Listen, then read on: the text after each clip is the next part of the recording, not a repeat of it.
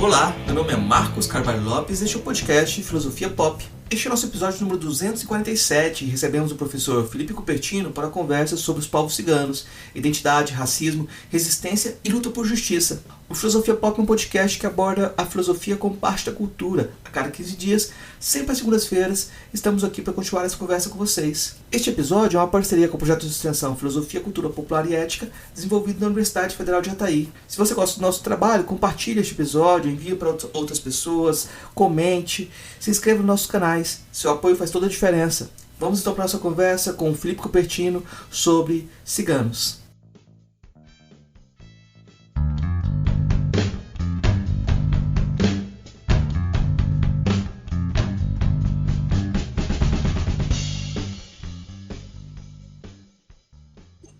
Hoje recebo direto de Jataí, então aqui da minha cidade, o professor Felipe Cupertino, que é meu colega aqui na Universidade Federal de Jataí. Ele foi coordenador durante 4 anos do curso de Direito, né? Trabalha na pós-graduação aqui de Direito, e tem um trabalho muito importante sobre os ciganos, que vai ser o tema do nosso diálogo hoje. Vou começar perguntando sobre estereótipos, né? Quando a gente ouve falar de cigano, muita gente vai pensar em nomadismo, em leitura de mão, ou personagem de novela. O que tem de problemático nesse tipo de imagem? Primeiramente, muito obrigado, professor Marcos Carvalho, pelo convite, por estar aqui. É uma temática muito importante, sobretudo nesse mês de maio, porque é o mês que oficialmente o Brasil ele celebra o Dia Nacional dos Ciganos, dos povos ciganos. Essa data ela foi criada por força de decreto em 2006, pelo atual presidente, né, o presidente Lula. E todo dia 24 de maio, oficialmente o Brasil ele celebra o Dia dos Povos Ciganos, né? E o dia 24 de maio é uma data que faz alusão a Santa Sara de Cali, né? Então, que é uma santa identificada como a padroeira dos povos ciganos. Assim, antes de te responder, eu queria só fazer uma observação que eu acho que é muito importante. Que eu sou um aliado, pesquisador, parceiro e companheiro dos povos ciganos nas suas lutas por direitos e políticas públicas. Na própria língua, né, dos povos ciganos, né, pelo menos o povo Calon, que eu trabalhei de mais perto, eu sou Juron, Gajon, né?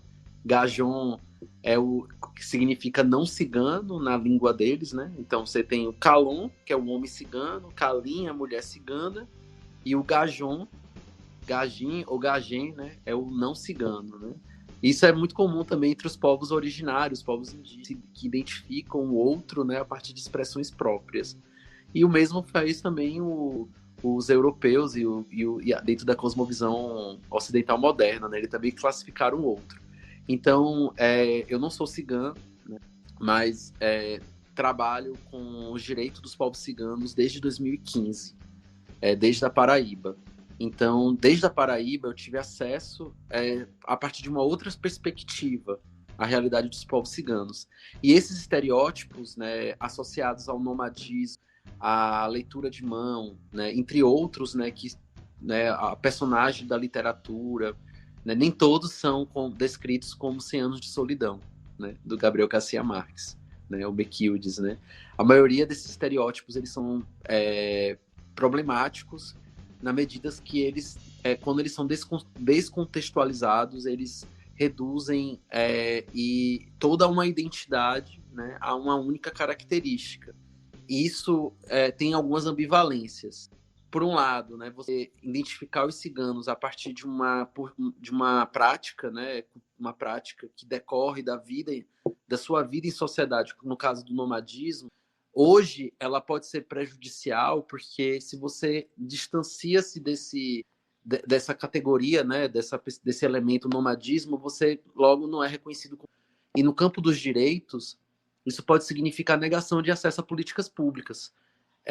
Você tem, por um lado, o nomadismo ele não pode ser identificado como um elemento essencial, um aspecto essencialista, como se todo cigano ele nasce nômade, ele tem um espírito viajante, um espírito de liberdade, porque ele não observa em quais contextos o movimento, né,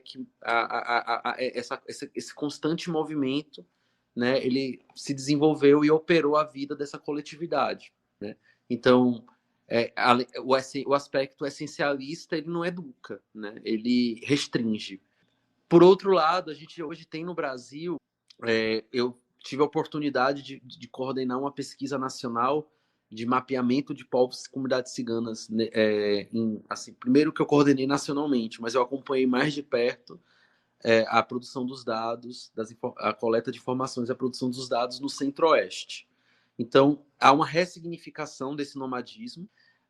Nem todos os ciganos vivem em movimento. Então, você tem... Primeiro que o nomadismo é uma classificação externa. Não são os ciganos que se autodenominam nômades, né? É o colonizador, né? Aquele que o domina, né? Mas, né, vamos partir do pressuposto que é uma categoria importante. Então, hoje você tem muitos ciganos que pode-se dizer que são sedentários, né? Então, a vida em movimento, né, ela ainda é constante, mas não são todos que vivem assim. E tem um outro aspecto econômico, né, ou de economia familiar. Muitos ciganos hoje têm residências, digamos, que podemos dizer, famílias ciganas, né? Até porque o elemento da família é muito importante, porque é uma estrutura de organização, né? Por isso que eu falo muito famílias, né? Então, a questão do comércio ainda é um elemento central na economia familiar. Então, mesmo que você tenha um ponto de referência em Jataí, que tem famílias ciganas, ou em Rio Verde, que tem famílias ciganas, em Mineiros, que tem famílias ciganas, né? Que são cidades que não são muito faladas, né, sobre essa presença. Se fala muito em Goiás de Trindade, em Tumbiara, enfim, são as comunidades talvez mais conhecidas, né? Então, no levantamento que eu fiz, né, a necessidade de viajar para outras cidades ainda é presente, né? Nem todos trabalham com comércio, mas o comércio ele está presente em mais de 50% do modo da vida econômica das famílias, porque o modo de produção capitalista, ou essa conjuntura que nós vivemos, né, de organização social, não reservou outras oportunidades para os ciganos além do comércio. E um comércio pautado em vendas e trocas, né, comércios que podem ser, enfim, considerados informais, né, mas não é só venda de terreno, venda de casa, venda de moto. Então, às vezes, os ciganos muitas famílias ciganas viajam, pessoas ciganas viajam para onde o comércio está bom. Então, você tem um lugar da ida e um lugar da volta. Então, você tem um ponto de referência, que é a cidade onde se estabelece uma residência mais fixa, mas em alguns períodos é comum viajar, né, para onde o comércio está bom. Eu vou dar um exemplo no caso de Trindade. Que Trindade é a maior comunidade cigana do estado de Goiás. Lá você tem 2 bairros ciganos, praticamente, né? E aí você tem algumas famílias, não são todas, que viajam sazonalmente no mês de novembro a março para Santa Catarina. Sobretudo Balneário de Camboriú, para trabalhar com comércio, porque é uma época de alta temporada, né? Mas eles têm a casa deles lá fixa, né? Então eles mudam, né, por períodos sazonais, né, para Santa Catarina, para o litoral de Santa Catarina, porque é um período que eles levantam dinheiro para passar o resto do ano. Então, há uma ressignificação do que se entende pelo nomadismo. Então, famílias, vamos supor, de Costa Rica, no Mato Grosso do Sul, que é uma cidade que é até perto aqui de Jataí, eles têm uma frequência de viagens para São Pedro, para cidades fronteiriças com o Paraguai. São Pedro Cabalheiro. Então, são lugares que eles viajam para comprar mercadorias e voltar e vender em outros locais. Lá na Paraíba, também foi um lugar que eu comecei a trabalhar e conhecer os povos ciganos. Essas viagens também são constantes, né? Em que se viaja talvez para Caruaru para comprar mercadoria, né? Um lugar onde o polo de varejo é muito forte, né? Então, já as épocas são diferentes da época dos pessoal de Trindade, né? Então, uma época que é efervescente lá na região da Paraíba é o São João, né? E o Natal. Então, você viaja para poder comercializar durante São João, para poder comercializar durante o Natal. Mas nem todas as famílias vivem do comércio e nem todas as famílias fazem essas viagens, né? Eu analisei uma tese de doutorado de uma cidade do interior do Maranhão, que é São José do Paraíso, que os deslocamentos dos ciganos é na mesma cidade. Os ciganos, eles praticamente nessa cidade são donos de muitos imóveis, eles têm muitas casas, então são pessoas, inclusive, que têm boas condições financeiras nessa realidade, só que eles se mudam muito de casa.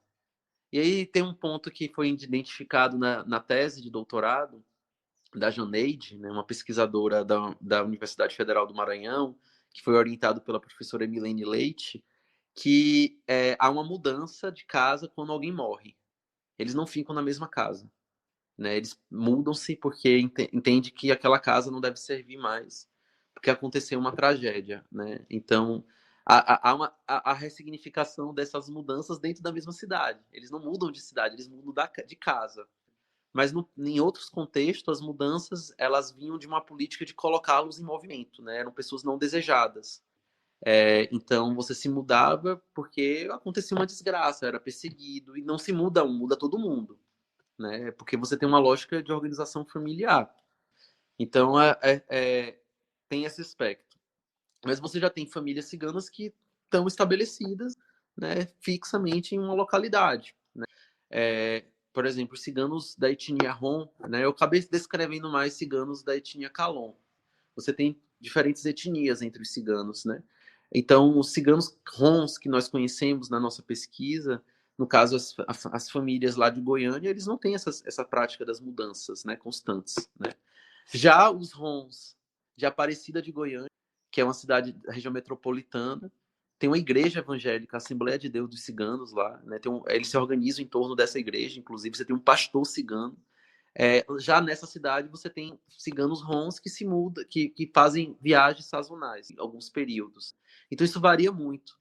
Né? Não dá para essencializar, não dá para delimitar dessa forma. Você tem advogados ciganos, vereadores. Né? Eu oriento, né, um estudante do mestrado que é um ex-vereador, assessor parlamentar. E as viagens dele é para acompanhar o seu deputado nas andanças que um assessor de deputado tem que fazer. Então, veja que são outras ele mora em Aurilândia, mas ele vira e mexe, tem que ir em Goiânia, né, prestar contas, ir no gabinete. Já o irmão dele, que continua vereador, ele permanece lá na cidade dele. Ele não está fazendo essas viagens, sabe? Então, o Divino, né, é um grande amigo, né, Divino Borges, né, da Silva, né, ex-vereador, né, quer ser prefeito, né, eu torço muito por isso, né, então, assim, tem muitas variações, né, então esses estereótipos, eles não contribuem para compreender, né, eles, às vezes, afastam das políticas públicas. Eu tenho um artigo científico publicado na revista Antropolítica da Universidade Federal do Rio de Janeiro, não, da Universidade Fluminense, né, Federal Fluminense, que vai além do nomadismo. Um artigo que justamente foi uma expressão que eu vi se repetir muito nas audiências públicas que eu acompanhei, porque ao mesmo tempo que o nomadismo ele pode ser afirmado para identificar uma diferença e aí a partir dessa diferença se reconhecer direitos, né? Porque os direitos decorrentes da diferença eles dependem de um essencialismo estratégico, né? Então não é à toa que os povos indígenas usam, né, as suas vestimentas quando vão no Congresso, porque não basta ser índio ou indígena, você tem que ser reconhecido como indígena, né? Os cantos, o cocá, o mesmo pode acontecer também com os povos ciganos. Então, às vezes, eles podem afirmar esse nomadismo, sobretudo de um passado de sofrimento que levaram ao estagnamento. Então, esse nomadismo, às vezes, ele é afirmado dessa forma, mas, ao mesmo tempo, há uma ambivalência. Né? Você não pode olhar dentro de um aspecto binário, ou é nômade ou não é nômade. Primeiro que eu trouxe aqui a questão dessas ressignificações, né? Segundo, porque muito se falava, nós não somos só nômades, né? Ou porque isso gera, inclusive, uma implicação nas políticas públicas. Eu acompanhei uma família, a primeira associação cigana que eu trabalhei lá na Paraíba, na cidade de Condado. Eu queria fazer aqui uma alusão a uma grande liderança feminina, inclusive, né? Maria Jane, né? Cavalcante, que é uma líder comunitária, conselheira nacional nas instâncias colegiadas, uma mulher pedagoga que se formou depois de, né, mais de 40 anos. Ela tem uma associação que é a Associa, E enquanto é, coordenador de projeto de extensão que desenvolvia um trabalho de AJUP, assessoria jurídica universitária popular, com esta comunidade, a gente fazia interlocuções nas escolas, na Câmara de Vereadores, e em conversas na escola se negava adaptações pedagógicas aos ciganos, dizendo, eles não são mais ciganos, eles não são nômades, né? Eles moram em casa, eles não moram em barracas. Então você estabelece um elemento, tenta dogmatizá-lo, né? Estabelecer como algo que o caracteriza. Então isso é uma estratégia, né? Do próprio modelo de Estado neoliberal que quer negar direitos. Aí quando você fala da leitura de mãos, é a mesma coisa. Primeiro que na cosmovisão dos povos ciganos, a leitura de mão é um dom, né? Então não é todo mundo que nasce com esse dom, né? Então tem esse aspecto. Segundo, que não são todas as pessoas, né, homens e mulheres, que trabalham com a leitura de mão. Por muito tempo a leitura de mão foi criminalizada no Brasil, né? Era uma contravenção penal, né? Desde o Código Imperial, né? Depois no o primeiro Código Penal brasileiro criminalizava, né? Como sortilégio, né? Era um crime. A lei de contravenção penal brasileira até 1997, veja que foi revogada em 97, criminalizava a leitura de mão. Muitas mulheres ainda são criminalizadas e a prática da leitura de mão é tratada como estelionato, né? Eu já acompanhei casos de mulheres ciganas que são criminalizadas, que são detidas porque elas ofertam o serviço da leitura de mão, as pessoas aceitam e não quer pagar depois, há uma insistência e a pessoa diz que está sendo roubada, furtada, enfim. E a polícia ela adere, né, e endossa essa narrativa criminalizante, né? E aí, então, é um elemento que é ambivalente também, né? Então, nem todos. E aí eu queria até dizer outra coisa, né? Assim, há um crescimento de comunidades evangélicas entre os ciganos, né? Você tem eu já acompanhei um culto da Assembleia de Deus num acampamento cigano, né? Na minha pesquisa de doutorado. E então, entre alguns ciganos evangélicos, há uma resistência com a leitura de mão. Eles não gostam de ser identificados com a leitura. Inclusive, teve um dos pesquisadores que trabalhou comigo, que é evangélico, que no nosso formulário da pesquisa tinha perguntando sobre a leitura de mão e ele ficou muito chateado, né? Que ele não queria que constasse aquela pergunta. Então você vê que assim, então, tem alguns aspectos, né? Mas a leitura de mão ainda está presente, é um modo de vida, né? Mas isso diminuiu muito por conta da criminalização do medo. Então também não se identifica, né? Nem todas as mulheres ciganas trabalham com a leitura de mão, né? Ou com a reza, né? Então tem muitos ciganos que são rezadeiras, né? Homens também fazem rezas, né? Não só as mulheres, né? De benzer também. E sobre os estereótipos dos filmes, novelas, né? Explode Coração, né? Que são, entre outras. Eu sou noveleiro, né? É uma novela muito boa, por sinal, mas ela gerou alguns problemas. Elas tinham uma consultoria, né, de uma advogada cigana, né, a Miriam, né, ela é metade cigana, metade descendente de libanesa, né, mas ela reivindicava mais a ascendência cigana, ela era da etnia Calderache, ela faleceu recentemente, né, foi uma das principais vozes da luta dos povos ciganos no Brasil, né?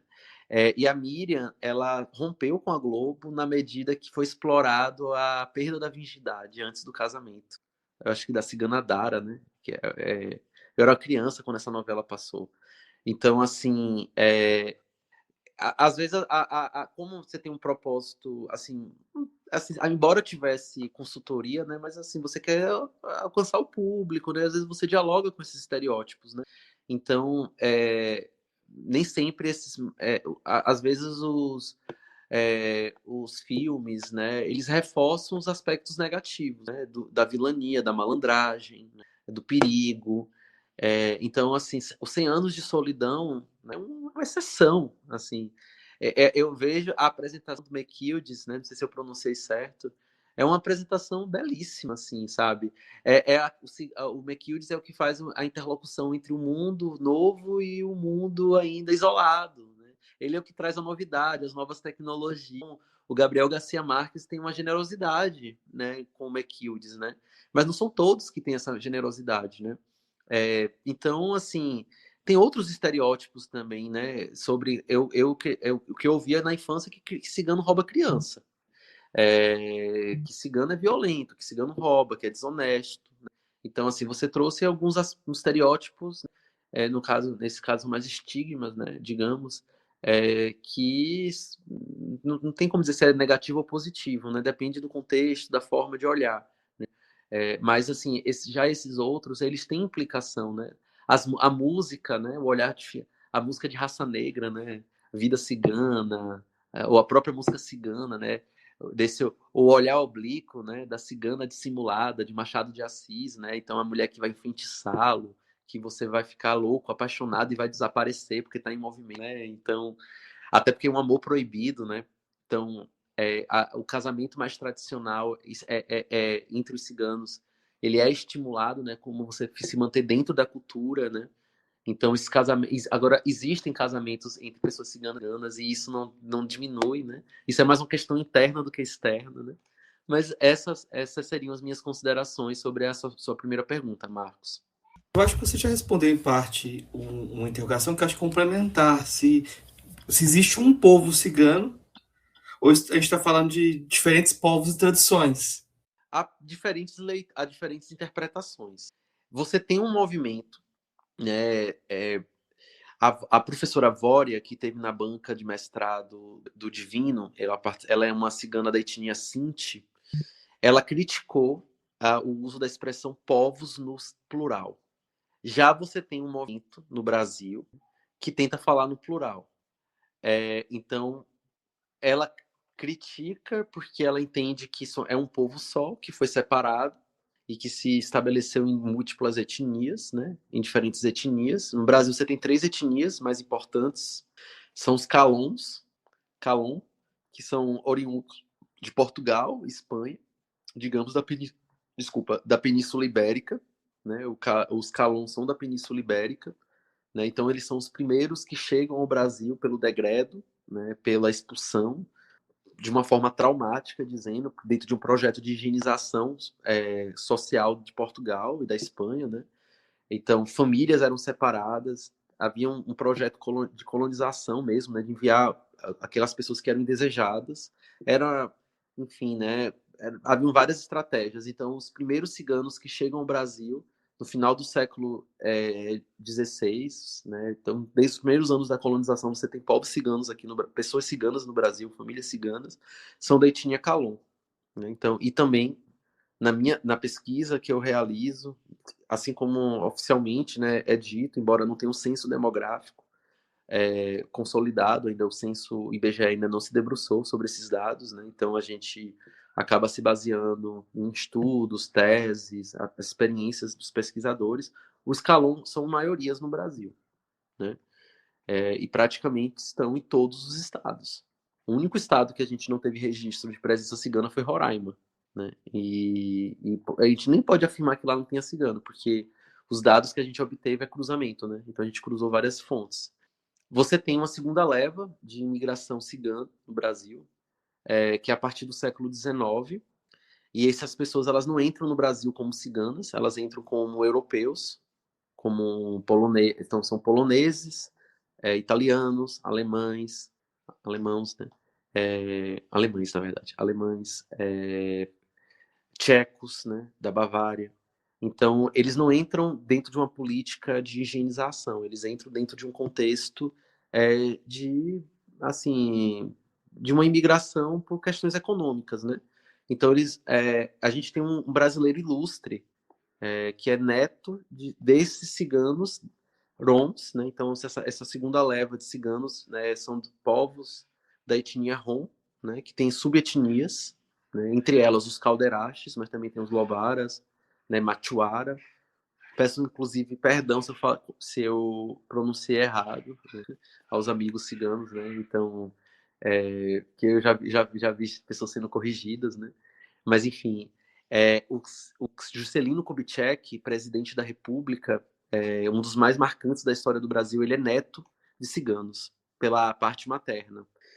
Só que e ciganos da etnia Calderache, oriundos da Bavária, né, da República, hoje identificada como República Tcheca. E ele não foi criado, digamos, dentro de, assim, de uma família que manteve, né? Então, o apagamento cultural, o silenciamento é uma estratégia, é uma estratégia de sobrevivência, sobrevivência, né? Inclusive apontadas por antropólogas que trabalham em antropologia de direitos humanos, como a Rita Segato, né? Então, há um apagamento, né? Há um silenciamento, né? E isso acaba representando uma forma de genocídio, né? Então, o Juscelino Kubitschek, até mesmo para ser eleito presidente, ele não pode revelar essa origem, que é um presidente muito popular, assim, hoje, né? Recentemente foi confirmado que ele foi assassinado, né, pela ditadura militar. Só que os historiadores, né, identificam que ele, ou os relatos, né, que ele quando bebia, né, quando ele estava no momento mais à vontade, ele falava sobre isso. Ou que ele sempre visitava lá no Rio de Janeiro festas de pessoas ciganas, de famílias ciganas, né? Que o Rio de Janeiro sempre foi uma cidade que teve uma forte e significativa presença de pessoas, né? Teve, inclusive, a Praça da República, ou a Praça Tiradentes, era a Praça dos Ciganos. Né? Inclusive, há uma mudança desse nome, né, justamente na proclamação da República. Precisou pegar símbolo para identificar o Brasil com os ideários republicanos. Né? Então, era a praça onde os ciganos mais circulavam. Tem a Rua dos Ciganos, que é aquela rua entre a Praça Tiradentes e o Campo de Santana. Inclusive, hoje, né, o Milva City, que é outra pessoa que eu gostaria de fazer alusão, que é Ron, né? Ele morou no Rio de Janeiro, ele conseguiu, junto com a prefeitura, identificar abaixo do nome da rua, hoje oficial, o nome que antigamente tinha, Rua dos Ciganos, né? O Milva City foi um dos primeiros lideranças associativistas que tivemos no Brasil, que fundou uma das primeiras associações ciganas, né, no final da década de 80 para o início da década de 90, e ele é da etnia Rom, né? Então você tem essa segunda leva, né? No século XIX, início do século XX. E aí você pode identificar também como uma terceira leva, né, de imigração de famílias ciganas para o Brasil, o que aconteceu na Segunda Guerra Mundial, né?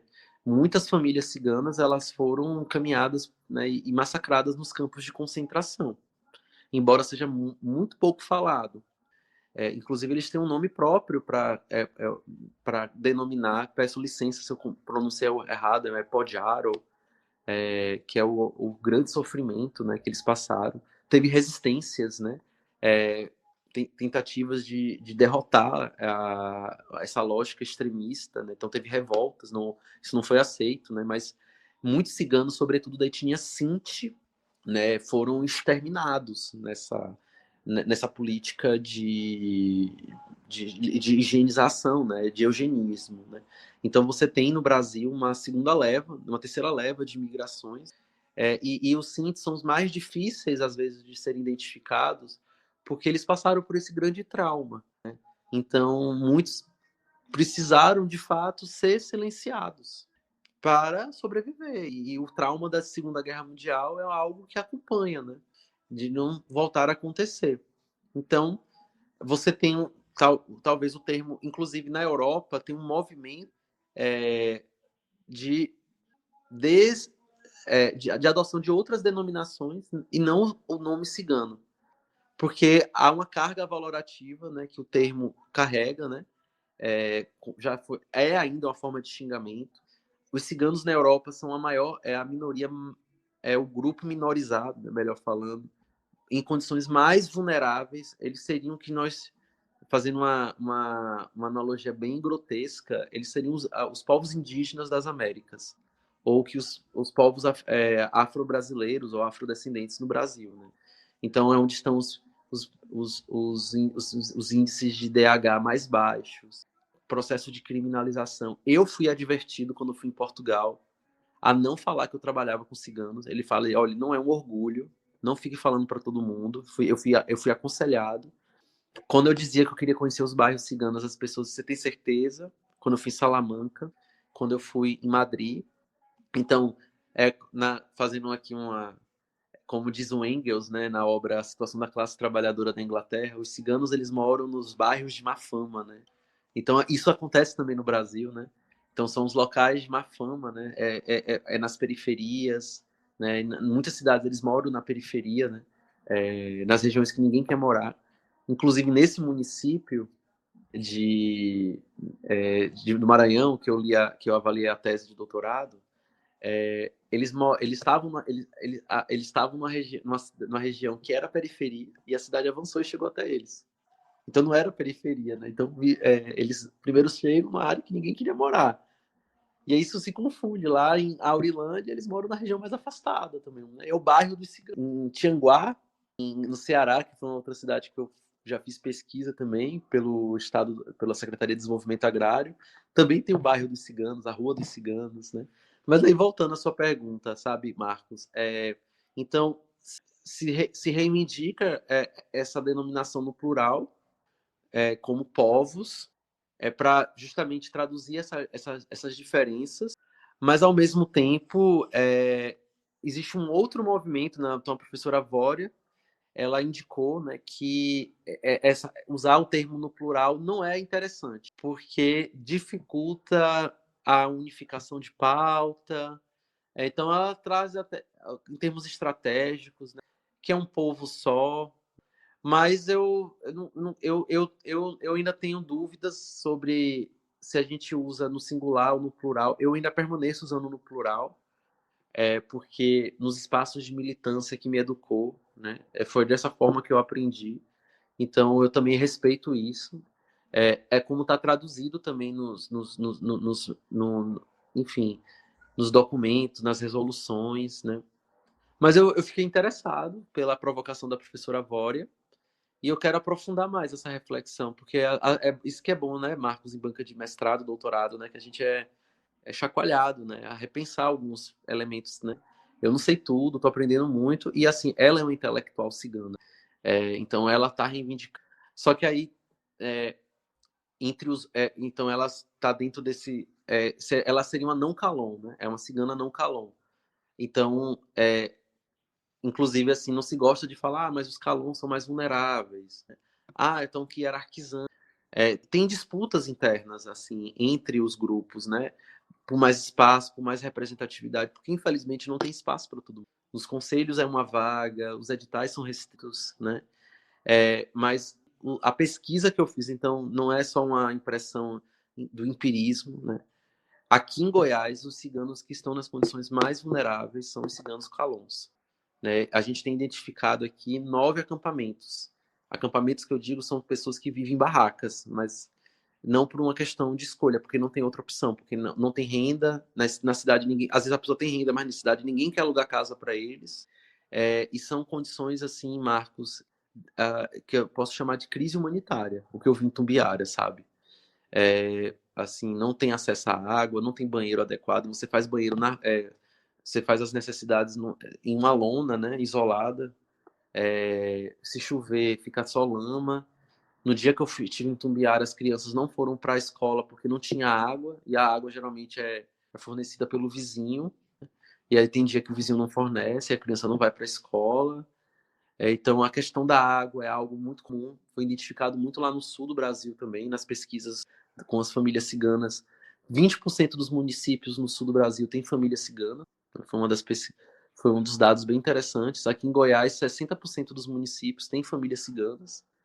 Eu acho que proporcionalmente Goiás é o estado que tem mais famílias ciganas, proporcionalmente, se você olhar por município.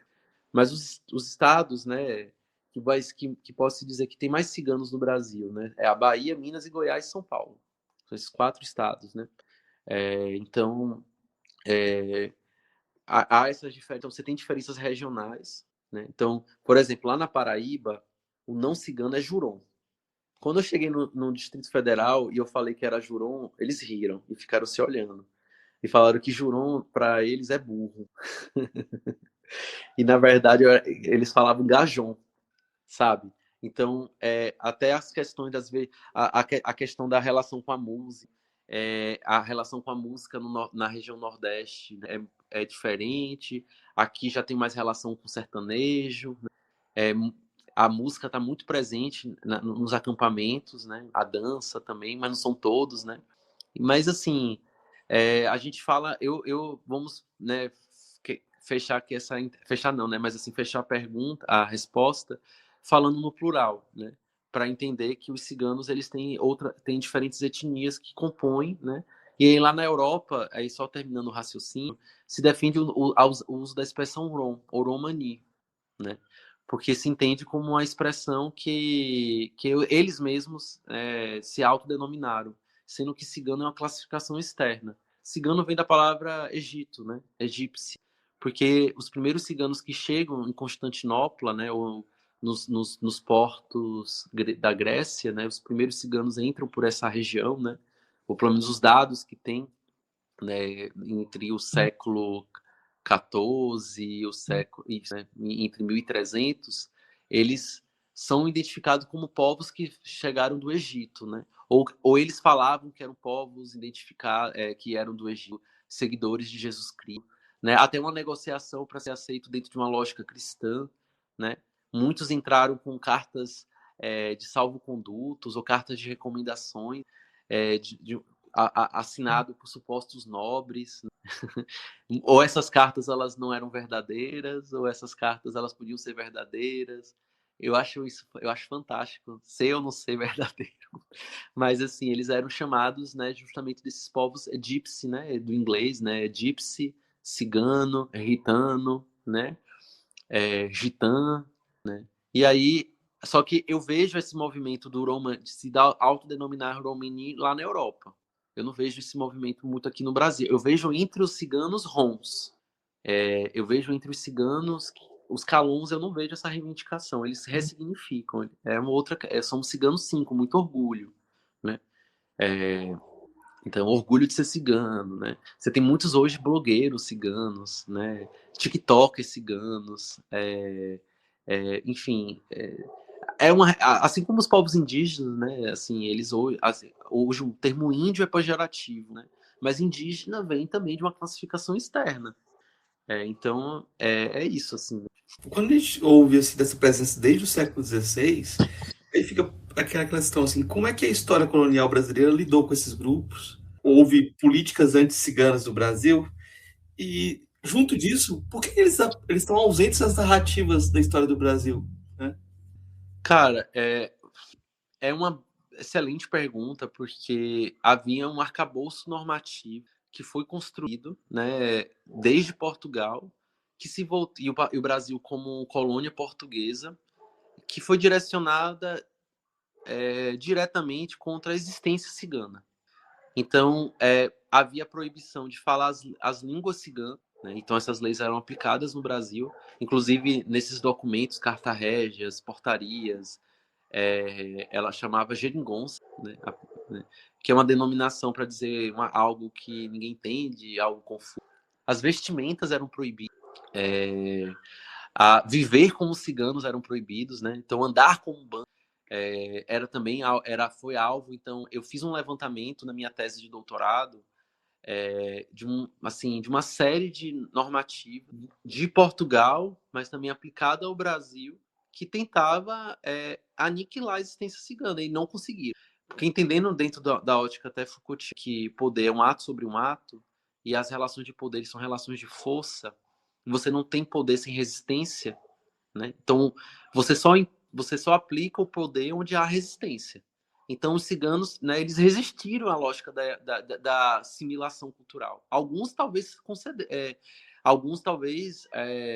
sucumbiram, mas a prova viva que nem todos sucumbiram é que eles estão aí, ainda estão aqui. E resistiram, né? Então, você teve, né? Só que o Brasil ele também teve normas internas, né? Voltadas para os povos ciganos. Então, seja na atuação das que a gente pode chamar, né, de segurança, né? Assim, aqueles que atendiam, então, de colocá-los em movimento, né? Porque eram pessoas indesejadas. Mas, assim, também voltada à própria criminalização da sua cultura, né? Então, se no período colonial eu identifiquei mais de 30 leis voltadas para os povos ciganos. O próprio degredo degredo é a expulsão, né? É o exílio, né? Você, inclusive, tem identificado, né, que como uma família ela é uma unidade de organização desse povo, né, que as mulheres eram separadas e eram enviadas sozinhas, assim, também dentro de uma perspectiva de colonização sobre seus corpos, né? Então, o processo de colonização e domínio do território, né, não era só do território físico, mas também o território daqueles que ali estão sendo dominados, né? E aí tem uma passagem de uma dessas cartas da coroa portuguesa direcionada aos povos ciganos, que eu utilizo, inclusive, para indicar que o colonialismo, né, uma modernidade eurocêntrica, eurocentrada, ela reforça os papéis de gêneros, né? Ela distancia ainda mais, não que não existisse divisão sexual do trabalho em outras civilizações, em outros povos, mas é com a modernidade eurocentrada que isso se estabelece de uma forma extremamente ortodoxa. Quando ele tem uma carta muito hilária, que ele fala assim, em tom assim mesmo de estar assustado, determinando que as mulheres ciganas fiquem em casa, porque elas montam cavalo igual a homens. Então, isso foi uma determinação aplicada ao Brasil, né? Para as mulheres ciganas não desempenharem funções externas, porque isso é trabalho de homem, não trabalho de mulher. Claro que existe divisão sexual do trabalho entre os ciganos, mas talvez não de uma forma tão rígida, né, como entre os portugueses, né? Então a cultura ocidental acirrou isso, né? Então você teve essas leis. E por que não se fala dentro de um? Porque a historiografia não dá conta disso. Você tem alguns elementos que podem ajudar a responder. Primeiro, que não era interessante, né?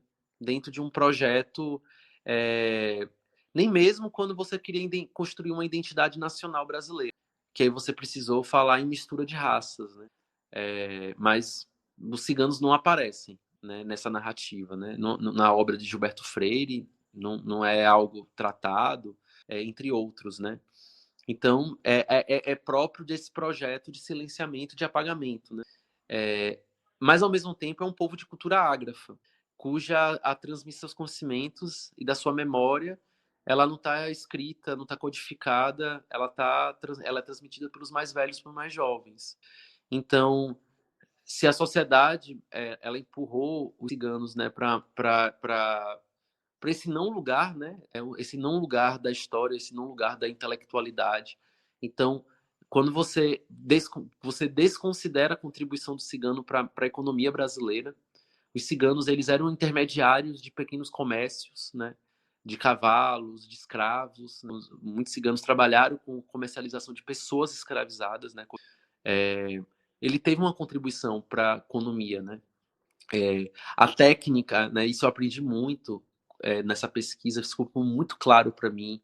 Não é algo aleatório. Saber negociar não é algo que todo mundo sabe. É algo que é ensinado, né? Desde criança. Então, quando se quer levar um filho para acompanhar as viagens dos pais, né, no contexto, primeiro que não é todo mundo que tem dinheiro para pagar babá, né? Ou, enfim, segundo que os ciganos têm um grande valor com as crianças. Então, não se confia em qualquer pessoa para cuidar dos filhos que vão dar continuidade à existência do seu povo, né, da sua família. E terceiro, porque é um mecanismo de aprendizado, é uma escola. Você acompanha, você aprende a negociar, você aprende a trocar, fazer a chibe, né? Como eles chamam, né? Chibe não, chibe é a língua, né? A língua falada pelos calões é a chibe, é o drabe, né? Fazer as negociações, né? Então é isso, né? Essa condição de povos ágrafos, não lugar, afastou da historiografia, né? Então hoje, recentemente, né, você tem esforços intelectuais, né? Mas também porque foi negado o acesso à escola aos ciganos, né? Para que eles possam contar suas próprias histórias, a história de sua família, do seu povo. Você tem poucas universidades no Brasil que têm ações afirmativas voltadas, né, para a inclusão dos ciganos nas universidades. Então você tem pontuais, eu vou citar aqui algumas, como a Universidade Estadual da Bahia, Universidade Estadual de Feira de Santana, a Unilab, a Universidade Estadual de Minas Gerais, né? A Universidade Federal do Sul da Bahia, mas assim, a gente tem quantas federais, né, e estaduais no Brasil? Então acho que tem um pouco disso também. A escola foi um lugar hostil, ainda é para os ciganos. Há um entendimento também, é outro estereótipo, que cigano não gosta de trabalhar, que não gosta de estudar, que não gosta de disciplina, mas a escola ela não está preparada para acolher e existe uma liberdade também que é dada às crianças e aos adolescentes. Se a criança não quiser estudar porque ela está se sentindo maltratada, os pais não vão forçar, porque elas já passaram, os pais passaram por isso em algum momento da sua vida, né? Então não quer que os filhos passem também, porque tem duas coisas que entre os ciganos é muito forte, assim, que eu fico muito, que é algo muito distinto, né? É um fator de estranhamento dentro até da linguagem da antropologia, que a gente fala, né? Estranhar aquilo que aos olhos do outro parece ser normal, né? É a relação deles com os idosos, assim, há um grande prestígio das pessoas mais velhas nas comunidades ciganas, nas famílias ciganas. Ser chamado de velho entre ciganos não é um xingamento, assim, é algo positivo, é diferente dessa nossa cultura ocidental, né? Então, os mais velhos é a memória, a biblioteca viva, né? E também é o que transmite o conhecimento, né? As histórias. Mas também a questão com as crianças, assim. Eles são muito cuidadosos com as crianças. Assim, as crianças têm um valor, assim... você não ouve falar em criança abandonada entre os seguintes. Pode existir, mas é algo que a gente nunca pode dizer que, né, não aconteça uma pessoa idosa ou uma pessoa uma criança, mas que todas as comunidades que eu tive a oportunidade, né, de ser recebido, muito bem recebido, o povo cigano é muito hospitaleiro, é muito carinhoso, mesmo aqueles que são mais em condições mais vulneráveis econômicas, assim, há uma fartura, às vezes lhe dão a melhor cama da tenda, da barraca, né? Eu me senti muito acolhido, todos os locais, assim, fui muito recebido com muito afeto. Então a gente só ama aquilo que a gente conhece, as pessoas não conhecem os ciganos, logo eles são influenciados por uma perspectiva de desconfiança mesmo, sabe, Marcos? Então, assim, eu acho que a história ainda não dá conta, né, não dá conta porque os ciganos não ocuparam, né? Então o movimento negro ele reivindicou, né? E o movimento existe uma outra, mas assim o movimento negro, né? A população negra, ela conquistou esse lugar na história e talvez o que muito que mudou, né? Sobre as interpretações, elas vêm sobretudo depois que a população negra alcança o ensino superior, assim, e possa contar as histórias em seu próprio nome, né? E não a partir do olhar do colonizador, né? Então, eu acho que tem um pouco disso, né? Eu acho que a gente, para passar da invisibilidade para a visibilidade, a gente tem que contar histórias, né? E Uhum, contar histórias pessoais é um caminho muito interessante. Você usa histórias individuais para fazer essa aproximação. A uhum. história da Maria Jane. Por que essa história é interessante para a gente se aproximar? Queria que você falasse um pouco. Eu tenho até um artigo científico que fala sobre a construção biográfica de Maria para pensar o local e o global. Então, a história de Maria Jane, primeiro, ela é interessante porque ela desconstrói alguns estereótipos que reservam a mulher cigana um lugar da subalternidade e um lugar da passividade. Então, isso para mim tem uma importância bem interessante, porque não é só Maria Jane, mas você vê nas audiências, nas assembleias, muitas mulheres ciganas, lideranças. Então, Maria Jane é uma mulher que deve hoje ter em torno de 47 anos, que se casou aos 13 anos, e foi a partir do casamento que ela se sentiu liberta. Isso é muito interessante, porque ela alega, né, nas nossas entrevistas, que para estudar ela teve que estudar escondido, que os pais dela não queriam que ela estudasse, porque ela observava que a escola ela competia com os valores da família cigana. E também porque a escola era um lugar que eles atrelavam ao sofrimento, né? O lugar que você vai ser discriminado. Então, Maria Jane, em uma das cidades do interior da Paraíba, quando ela era criança, ela é convencida por uma jurim, né? Ou uma gajim, a estudar na escola, mesmo que fosse escondida. Né? E aí ela é descoberta estudando, né? Ela diz que toma uma grande surra, né? E ela para de estudar e ela volta a estudar quando ela se casa. Então, eu acho isso muito interessante, né? Porque o casamento, para ela, representou uma liberdade, né? Uma libertação, né? Então, Maria Jane, ela, boa parte da sua vida, ela viveu no que se chama hoje de nomadismo, é, vendo o seu pai sendo perseguido, ela narra situações da mãe ser agredida. Então, nas feiras, né? Assim, onde é que se faz a leitura de mão? Nas feiras, né? Nos comércios, né? Locais. Então, se alguém é furtado na feira e tem uma pessoa cigana, a primeira pessoa a ser acusada vai ser quem, né? E você primeiro prende para depois perguntar o que a pessoa fez. Ela usou justamente essas expressões. Então, ela já passou, né? Ela narra isso na sua história, né? Então, Maria Jane, ela casa-se com 13, 14 anos, né? Ela tem seu primeiro filho, ainda jovem, né, um indiano, que hoje é estudante de Direito, né, numa faculdade que eu já dei aula, inclusive, uma faculdade muito boa do interior da Paraíba, a Unifip, né. Então ela acaba, né, estudando até a 8ª série e não termina o ensino médio, né. E aí, né, então ela só vai até a 8ª série. Quando ela cria a associação, né, a Associação Associc, né, foi quando ela voltou para o ensino médio, para fazer o EJA, né? E aí, como é muito interessante, né?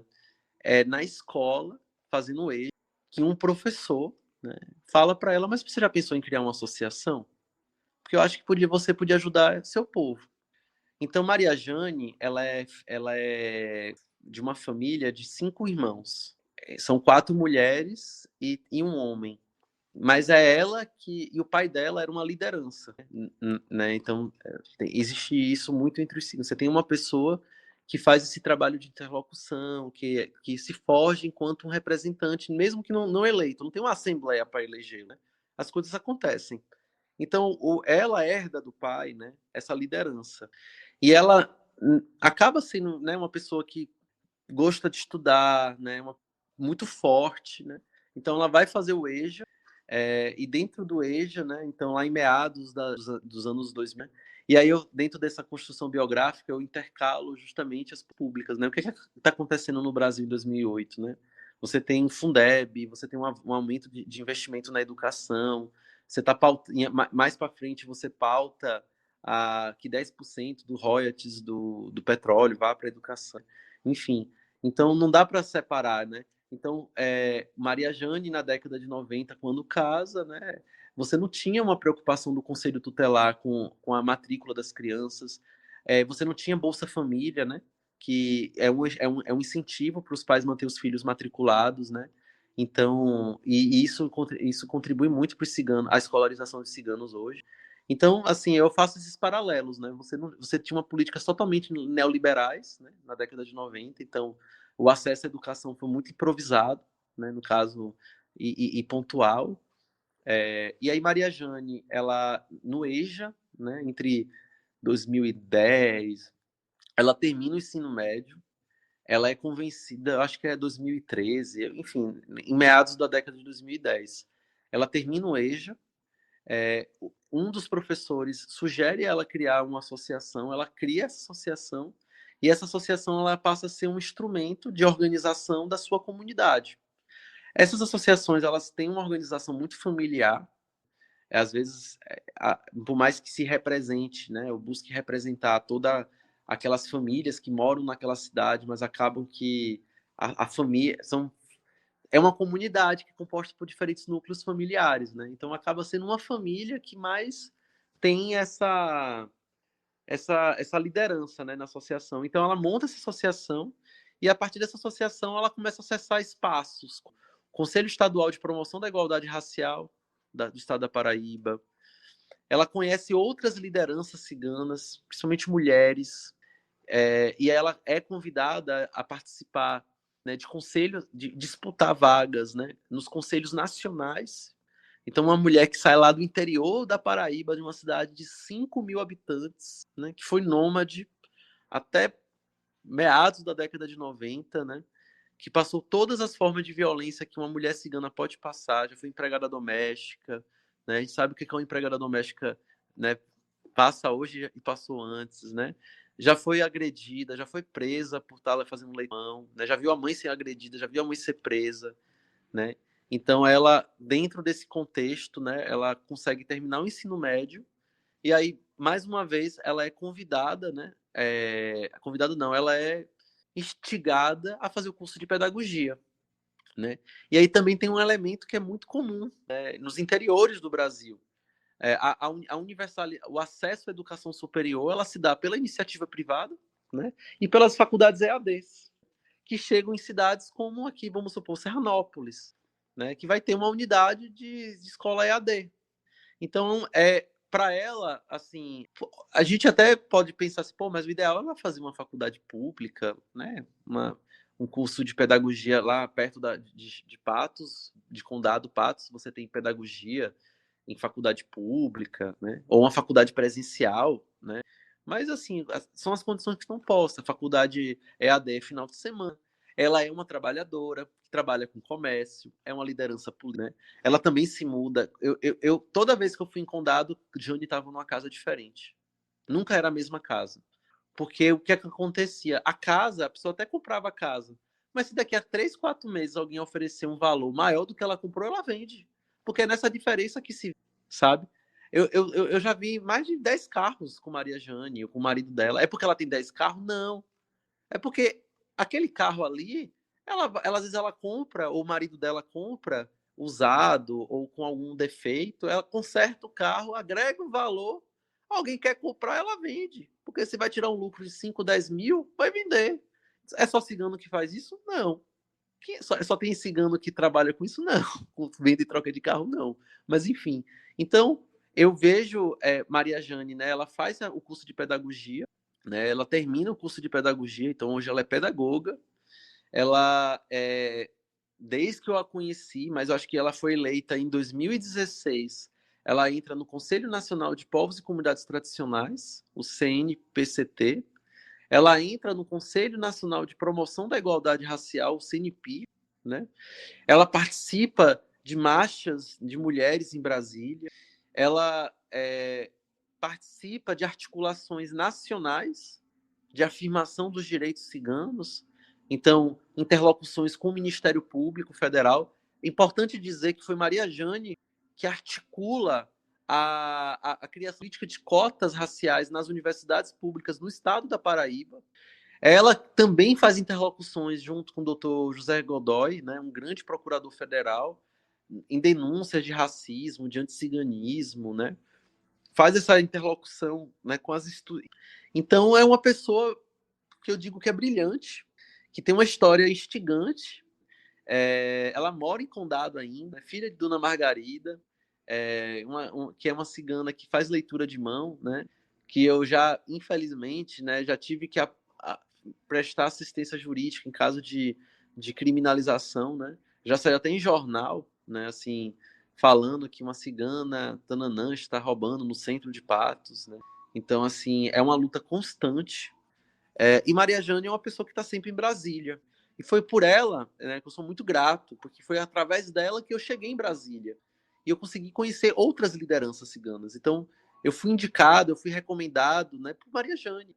Então, eu acompanho o Conselho Nacional de Promoção da Igualdade Racial, eu participei de audiências no Senado, participei de audiências na Procuradoria-Geral da República, espaços que ela é convidada a falar, participar. Então, Maria Jane tem 2 filhos, né, Indiana e Damião, né? Uma diferença de idade bem, bem grande, assim, ela teve um filho mais jovem, teve um filho um pouco mais velho, né?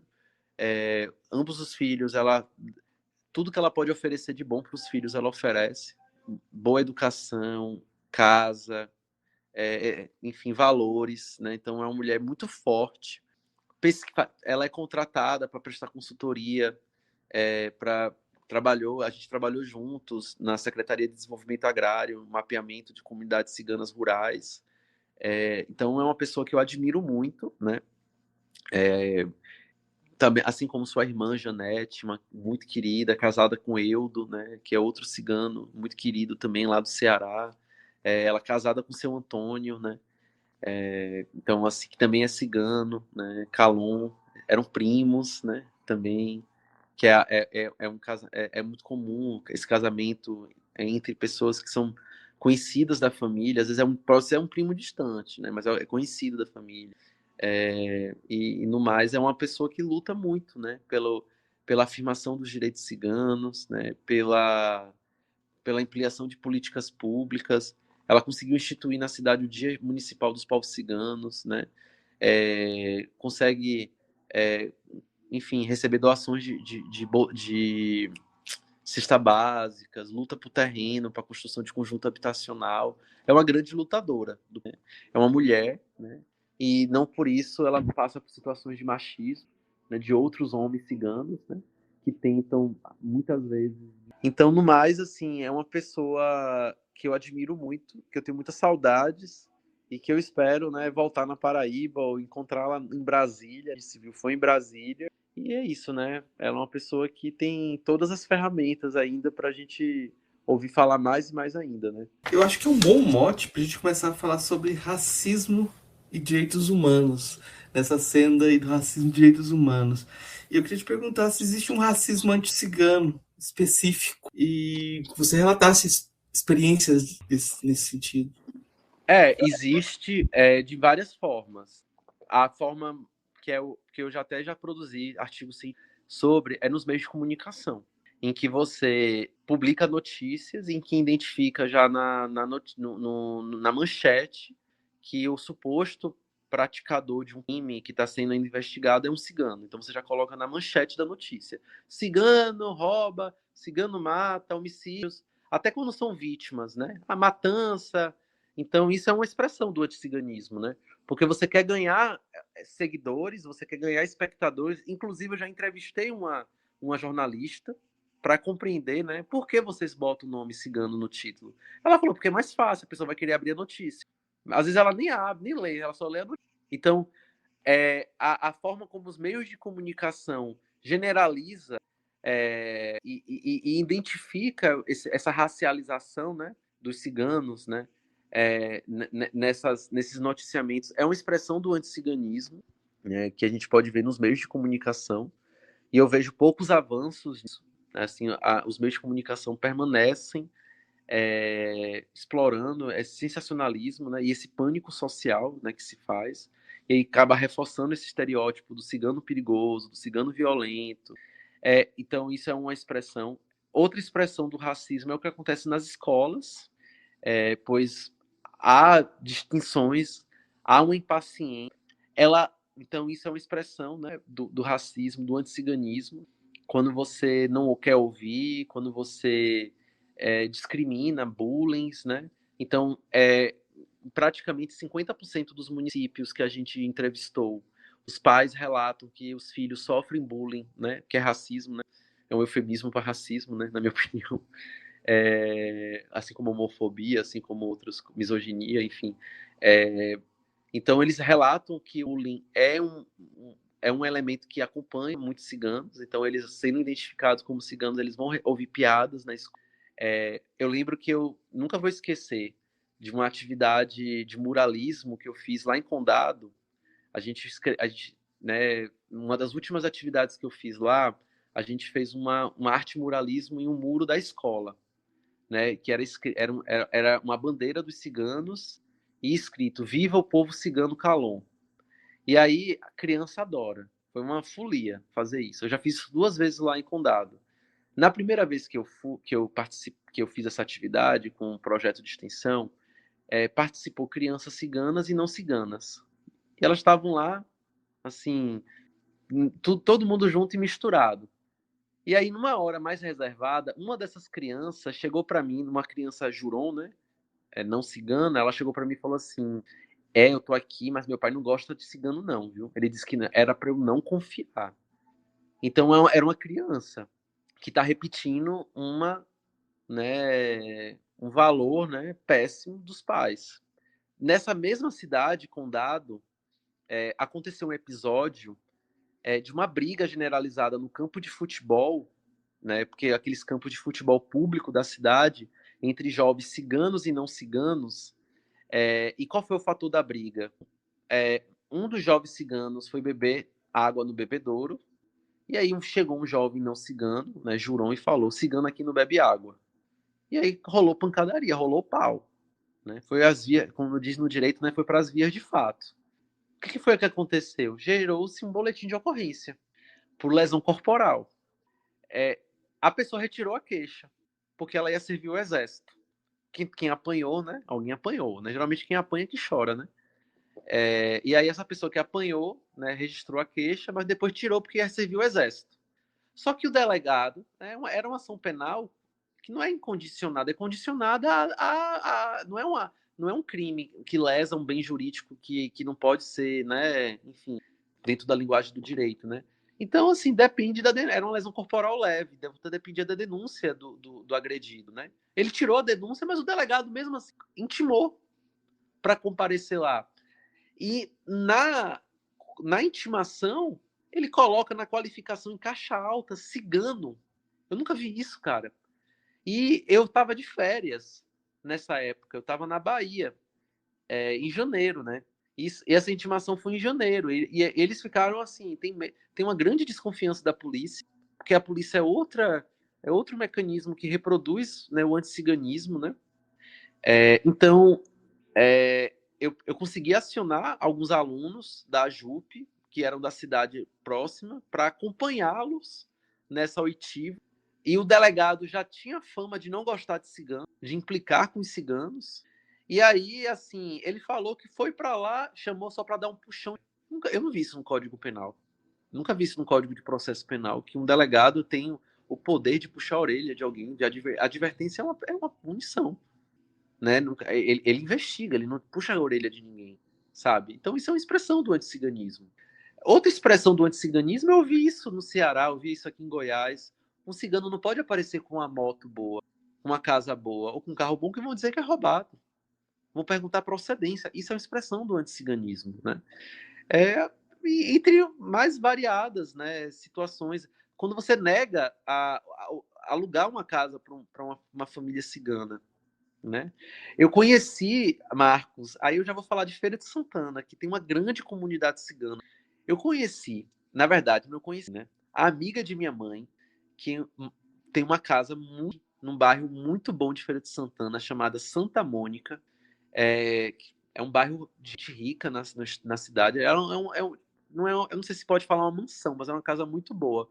Ela me contou que ela alugou essa casa para um casal, que era um alemão, casada com uma cigana da Bahia.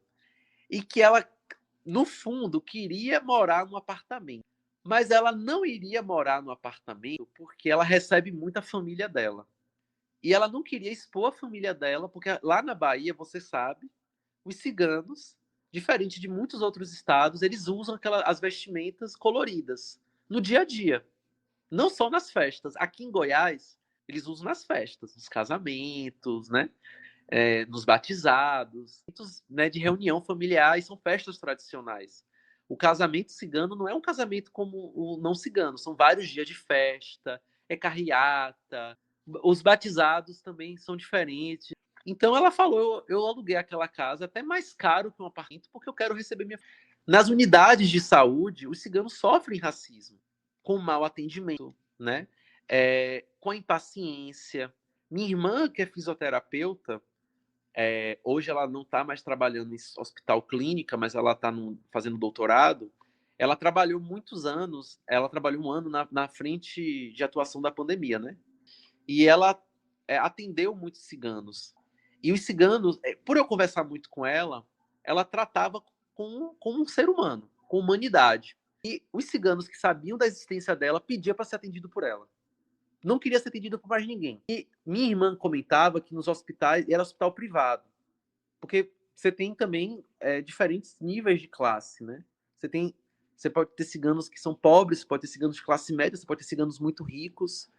E assim, tem uma questão da própria cosmovisão que vive o hoje, não vive o amanhã. Não vou... Porque se eu preciso salvar a vida de quem, eu tudo para salvar. E é uma característica que muita gente fala, ó, paga em cash, paga à vista, sabe? Então, mesmo pagando, e muitos optam por pagar porque não quer chegar no SUS e ser mal atendido. Porque às vezes quando você paga, você pode cobrar por um bom atendimento, mas não é todos que podem fazer. né? Então, se o movimento negro conseguiu, né, identificar o racismo institucional nos espaços, né, de educação, de saúde, a gente também pode dizer que desses espaços você também tem, né, um anticiganismo, né? E aí eu observo pelo relato, né, tanto do que eu ouvi nas entrevistas, nas visitas que eu tive aqui em Goiás, Mato Grosso do Distrito Federal, né, de mau atendimento, né, de não querer adaptar. É, então, por exemplo, não são todas, mas assim, as mulheres, eu entendo isso, né? Eu não julgo, inclusive, querem ser atendidas por uma profissional do sexo feminino. Eu super entendo, isso, sabe, assim. Então, é, quando você não oferece isso, ou quando você despreza isso, você tá sendo anti-cigano. Você não está querendo dialogar com a realidade daquela mulher, sabe? E às vezes ela deixa de ter atendimento porque ela não vai querer ser atendida por um homem. E não é nem porque o marido dela não deixa, é porque ela não quer, ela não sente a vontade, sabe? Então isso acontece. Então isso é uma expressão do anticismo. São muitas formas assim que a gente pode identificar, seja de forma expressa. E aí eu vou dar um último exemplo, né? Que eu estou falando mais que a moléstia, como eu aprendi lá na Paraíba. Teve um cidadão, ex-senador lá da Paraíba, dono de um dos jornais mais importantes do estado. Só não vou dizer o nome para não ser processado, mas quem quiser acha na internet. Ele publicou um texto chamado Os Três Mosqueteiros, que era enaltecendo Sérgio Moro, Janot e Dallagnol. E atacando lideranças do Partido dos Trabalhadores. E a forma como ele escolheu para ofender, isso é um artigo, Os Três Mosqueteiros. Se você botar no Google, você acha ainda, não saiu da internet. Mesmo com denúncias no Ministério Público Federal. Ele, para ofender partidários do Partido dos Trabalhadores, ele chama essa ciganagem mercenária, ou ciganos. Isso é uma expressão direta do anticiganismo. Né? O mais, é como chamar uma, né? Como você se espera do racismo chamar uma pessoa de macaca, mas não de dizer que ela não tem uma boa aparência, não. Mas isso não é racismo. Ou dizer que ela tem que alisar o cabelo, né? Ou como eu tive colegas na época de faculdade que entrava com dread, no quarto período, quinto para estagiar, tinha que raspar o dread. Senão não consegue estágio. Né? Então tem as formas explícitas e não explícitas, tem um dito e não dito, às vezes está no olhar também. E aí, Marcos, eu vou falar uma última coisa. Uma vez eu fui conversar com uma professora que veio ser banca de concurso, curso de Direito, lá de uma, eu não vou falar universidade. Quando eu disse que eu tinha trabalhado em Tumbiara e ela disse que já tinha trabalhado em Tumbiara, ela falou: Nossa, tu teve coragem. Eles não fedem, não. Uma professora de uma universidade federal. E ela falou isso ano passado.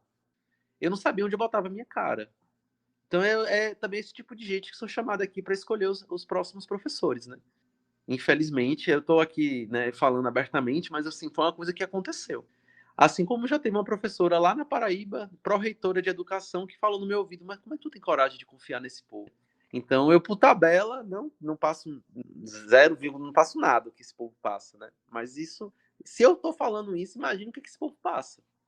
Né? Vem a questão seguinte, que as pesquisas, o que ela tem mostrado, como o racismo afeta a saúde mental dos povos ciganos, do povo cigano? Se fala muito disso sobre saúde mental, sabe? Assim, tem um artigo do Divino, né, sobre saúde mental do povo cigano na sua cidade. Depressão, ansiedade, autoestima, né? A própria mudança, configurações, né, dos deslocamentos, né? Você tem que se adequar a uma outra lógica. Você não consegue, sim, você tem muita expectativa, né, financeira, econômica, você não consegue atender essas expectativas, então você acaba sofrendo também por isso, né? Então, até em tempos de comércio virtual, então os comércios locais eles acabam perdendo espaço, né, para essas outras formas de comercialização, né? Então, o racismo ele gera adoecimento tanto entre as crianças que às vezes preferem não continuar os estudos do que ficar passando por situações de violência, seja entre os adultos. Em todas as comunidades que eu estive, eu vi relatos de pessoas que tomam remédio, ansiolítico, né? Então é algo que está muito presente. Né?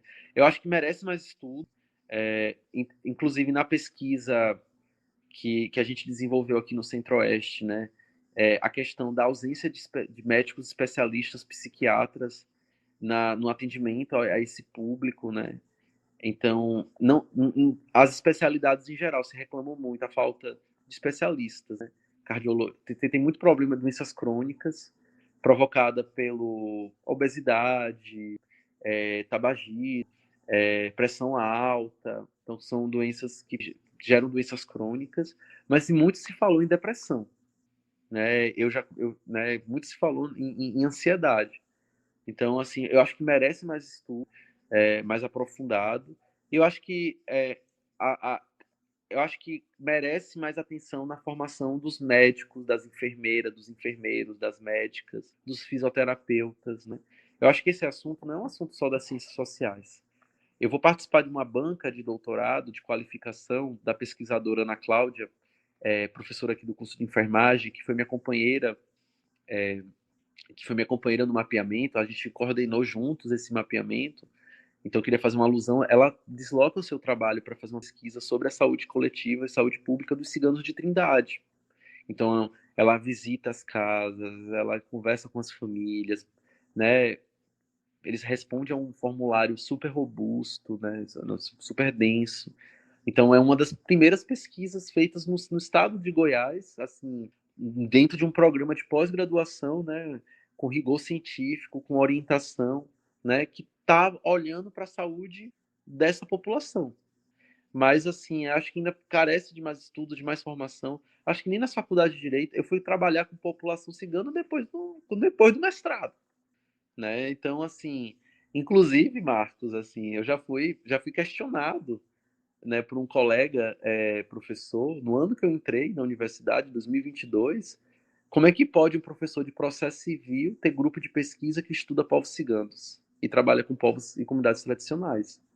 Como uma grande contradição, sabe? Então, assim, esse tipo de questionamento eu ouço de um doutor, dito das teorias críticas, né?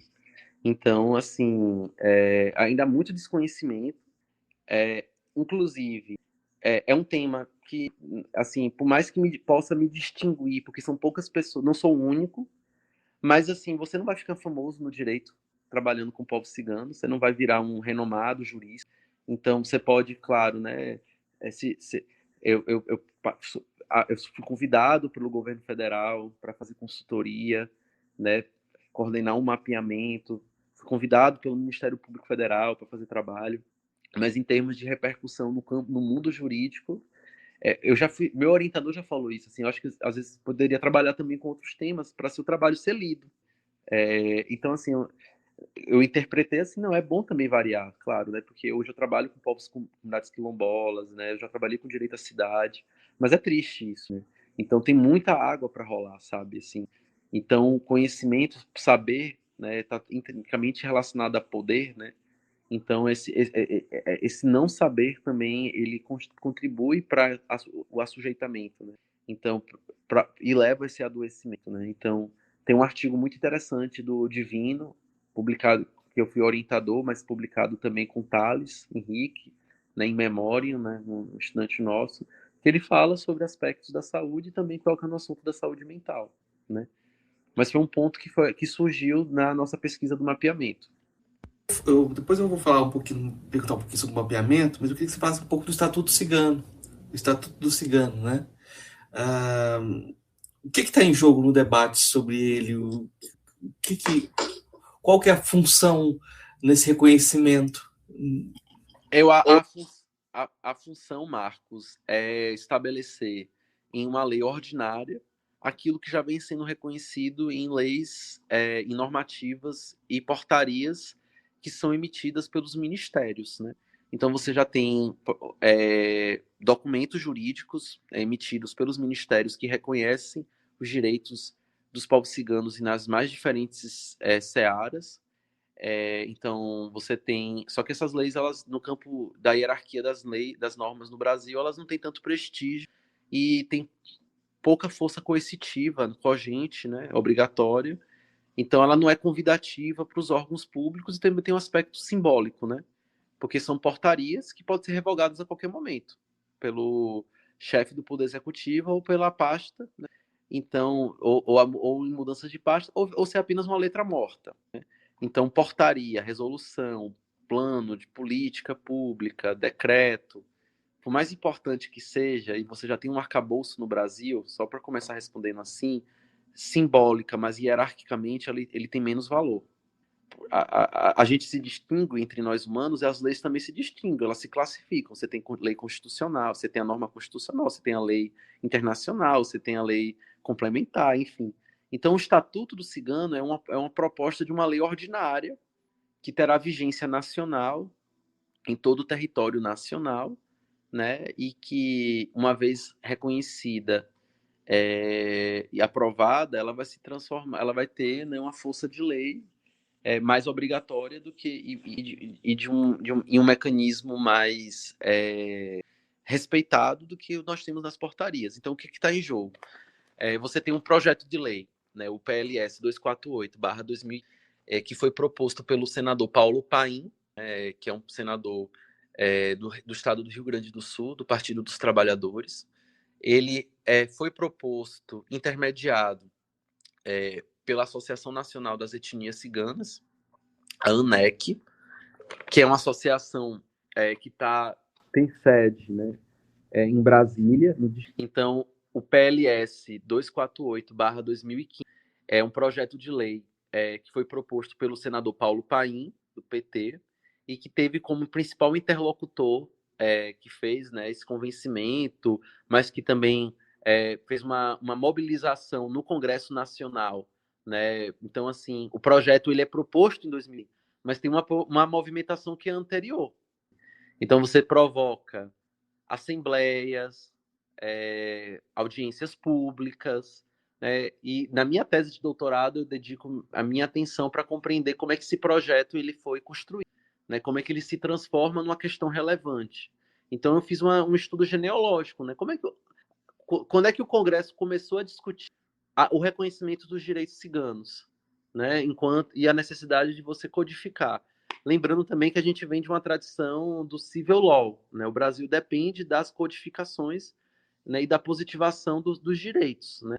Não que os direitos estejam relacionados ao que está positivado, né? Mas a gente tem essa tradição, até para suscitar controles judiciais, né? Mas enfim, então 2015, com a interlocução do senhor Vanderlei da Rocha, seu Vanderlei, da ANEC, né, é proposta, né, em maio de 2015, o Estatuto dos Povos Ciganos. E ele tramita no Senado, né, então ele é um projeto de lei que inicialmente tem 19 artigos.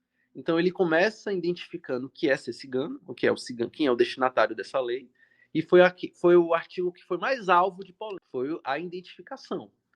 Porque não basta a autodeclaração, você também tem que ser reconhecido como cigano, mas não é reconhecido é reconhecido na comunidade como cigano, para evitar o que eles chamam da usurpação da identidade deles.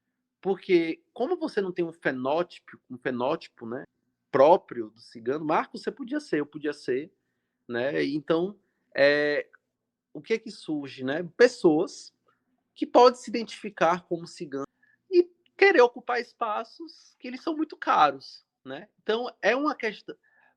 Tinha 19 artigos. O que mais gerou polêmica foi suprimir a autodeclaração pelo condicionamento ao pertencimento familiar.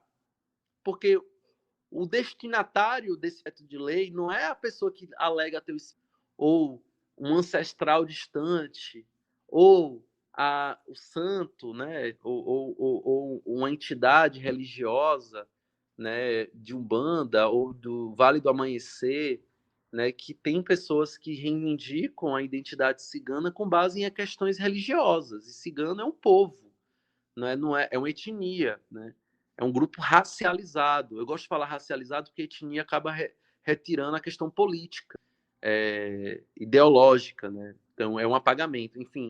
Então você tem nesse projeto de lei, né, a definição e inclusive se atendeu o movimento, né, então alterou o texto, mas fala sobre cultura, fala sobre educação, fala sobre trabalho, fala sobre lazer, né, fala sobre saúde. Então é um tratado voltado para a afirmação de políticas públicas. Então, ele tramitou em 3 instâncias, em comissões no Senado, na Comissão de Assuntos Sociais, na Comissão de Educação e na Comissão de Direitos Humanos. Ele levou 6 anos para ser aprovado no Senado. Por polêmica? Não, por falta de interesse, né? Porque o lobby dos ciganos não é tão forte. Foi algo que até que eu identifico, né? E até trato isso no 4º capítulo, né? Da minha tese, né?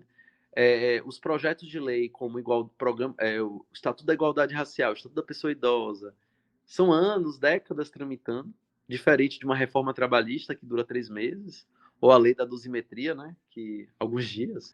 Então, assim, não é a prioridade do Congresso tratar desse assunto, né? Isso ficou para mim muito claro. Você não tinha explícitas oposições ao projeto, até porque não se tem diretamente um impacto orçamentário, né? Que é algo que poderia gerar uma polêmica, né? Então é uma carta de direito. E aí você tem o projeto, ele é aprovado em 2021 e ele vai para a Câmara de Deputados e está parado até hoje. Não tem movimentação. Infelizmente, o governo federal ele tem um papel muito importante na construção de políticas públicas, de orçamento, visita aos acampamentos, o próprio mapeamento, ele é uma expressão desse interesse do governo federal, desse atual governo, em conhecer a realidade dos ciganos para poder formular políticas, mas não há uma atuação no Congresso, porque eles podem sim deslocar servidores ou comissionados para fazer essas interlocuções no Congresso. Isso não é feito. Então, o governo ele opta por portarias, né? Ele tem um monte de portaria. O ano passado foi lançada a Política Nacional de Políticas para Ciganos, em 2 de agosto de 2025. Né? Então, é um documento jurídico muito importante, mas na hierarquia das normas ele não tem tanta relevância. Dificilmente um prefeito, né, vai, mesmo com a lei ordinária, né, não é bem assim também, não posso também romantizar, mas em termos simbólicos é importante ter os ciganos eles não estão citados na Constituição Federal, só indiretamente, no artigo 215 e 216, que fala nos direitos culturais, né, então isso é um fator de visibilidade, né, então eu aposto nessa estratégia, eu acho que é importante sim, mas não é a única estratégia, porque você também tem que colocar os ciganos no orçamento. Sim, quanto é que vocês vão destinar no orçamento público para a implementação de políticas para os ciganos, na educação, na saúde, né? Então não é só reconhecer direitos, né? Se você não altera a sala de máquinas, em quem conduz, né, esse trem da máquina pública, né? Sala de máquina é uma expressão de um constitucionalista argentino, Roberto Gargarella, né? Só para fazer essa alusão aqui. Dentro do mapeamento coordenado pelo UFJ e o Ministério da Igualdade Racial, o que você encontrou que foi mais surpreendente? Olha, o que eu encontrei assim de mais surpreendente, primeiro é a confirmação, né, para mim, da presença do comércio como algo que acompanha diferentes famílias de diferentes estratos sociais. Então você vai ter famílias que já têm pessoas com nível superior que ainda mantêm o comércio como complementação de renda. Então o comércio de diferentes estratos, né? Seja entre pessoas de classe média alta, mas também das famílias mais vulnerabilizadas. Então isso foi um fator que me impressionou. Como o comércio ainda é muito forte entre os... A força do casamento, pelo menos aqui no Centro-Oeste, o casamento dentro da tradição, né? Que para mim ficou muito mais claro, seja como ideal, né? É o tipo ideal dos ciganos que os ciganos casem entre si. Nem todos conseguem, porque às vezes a pessoa se apaixona por outra e não é proibida por isso. Mas na comunidade vai ser visto como um cigano misturado, né? Os filhos e tal, né? Porque ainda tem isso, né? Fulano é cigano puro. Lá na pesquisa do Maranhão, né? As crianças falavam isso, né? Eu sou cigana puríssima, para se autoafirmar em relação às outras crianças que eram filhos de pais, digamos, misturados. Então, essa questão do casamento me chamou muita atenção. Casamento entre jovens, né? Não necessariamente entre crianças ou adolescentes. Então, isso me chamou muita atenção, que ainda está presente o casamento dentro da tradição. Me chamou muita atenção também, entre as descobertas, né? Sobre o interesse dos ciganos em acessar o ensino superior. Há uma vontade, assim, em todos os locais em que se fala que pode, quando se fala assim, olha, os ciganos podem ter direito a cotas para fazer curso de medicina e direito. Nossa, quando se fala isso, há um encantamento e, não, como é que a gente faz para conseguir? Porque é algo que nem se sabe. Eu não conheço um médico cigano, eu conheço advogado cigano, conheço administrador cigano, eu conheço pedagoga cigana, educador físico, mas eu nunca conheci um médico cigano. Aliás, eu conheci um porque foi beneficiário de política pública lá na Bahia, na UNEB. Então, mas assim, eu não conheci ele em comunidade. Eu conheci ele de outros carnavais, né? Então, assim, nas comunidades que eu frequentei, eu não vi nenhuma pessoa estudando medicina, que é um curso que é muito valorizado. Então, tem esse aspecto, né, que está muito presente. Uma descoberta, assim, muito interessante, principalmente na região. Eu fiquei impressionado com a grande presença de famílias ciganas no Brasil, na região sul, né? Todas as cidades da fronteira do Brasil com o Uruguai tem famílias ciganas, né, que foi identificado. Eu fiquei impressionado com a quantidade de municípios como no estado de Goiás, com muitas famílias ciganas. Eu fiquei impressionado, inclusive, com a presença, assim, aí um dado mais negativo, assim, um dado que mais me entristeceu, né?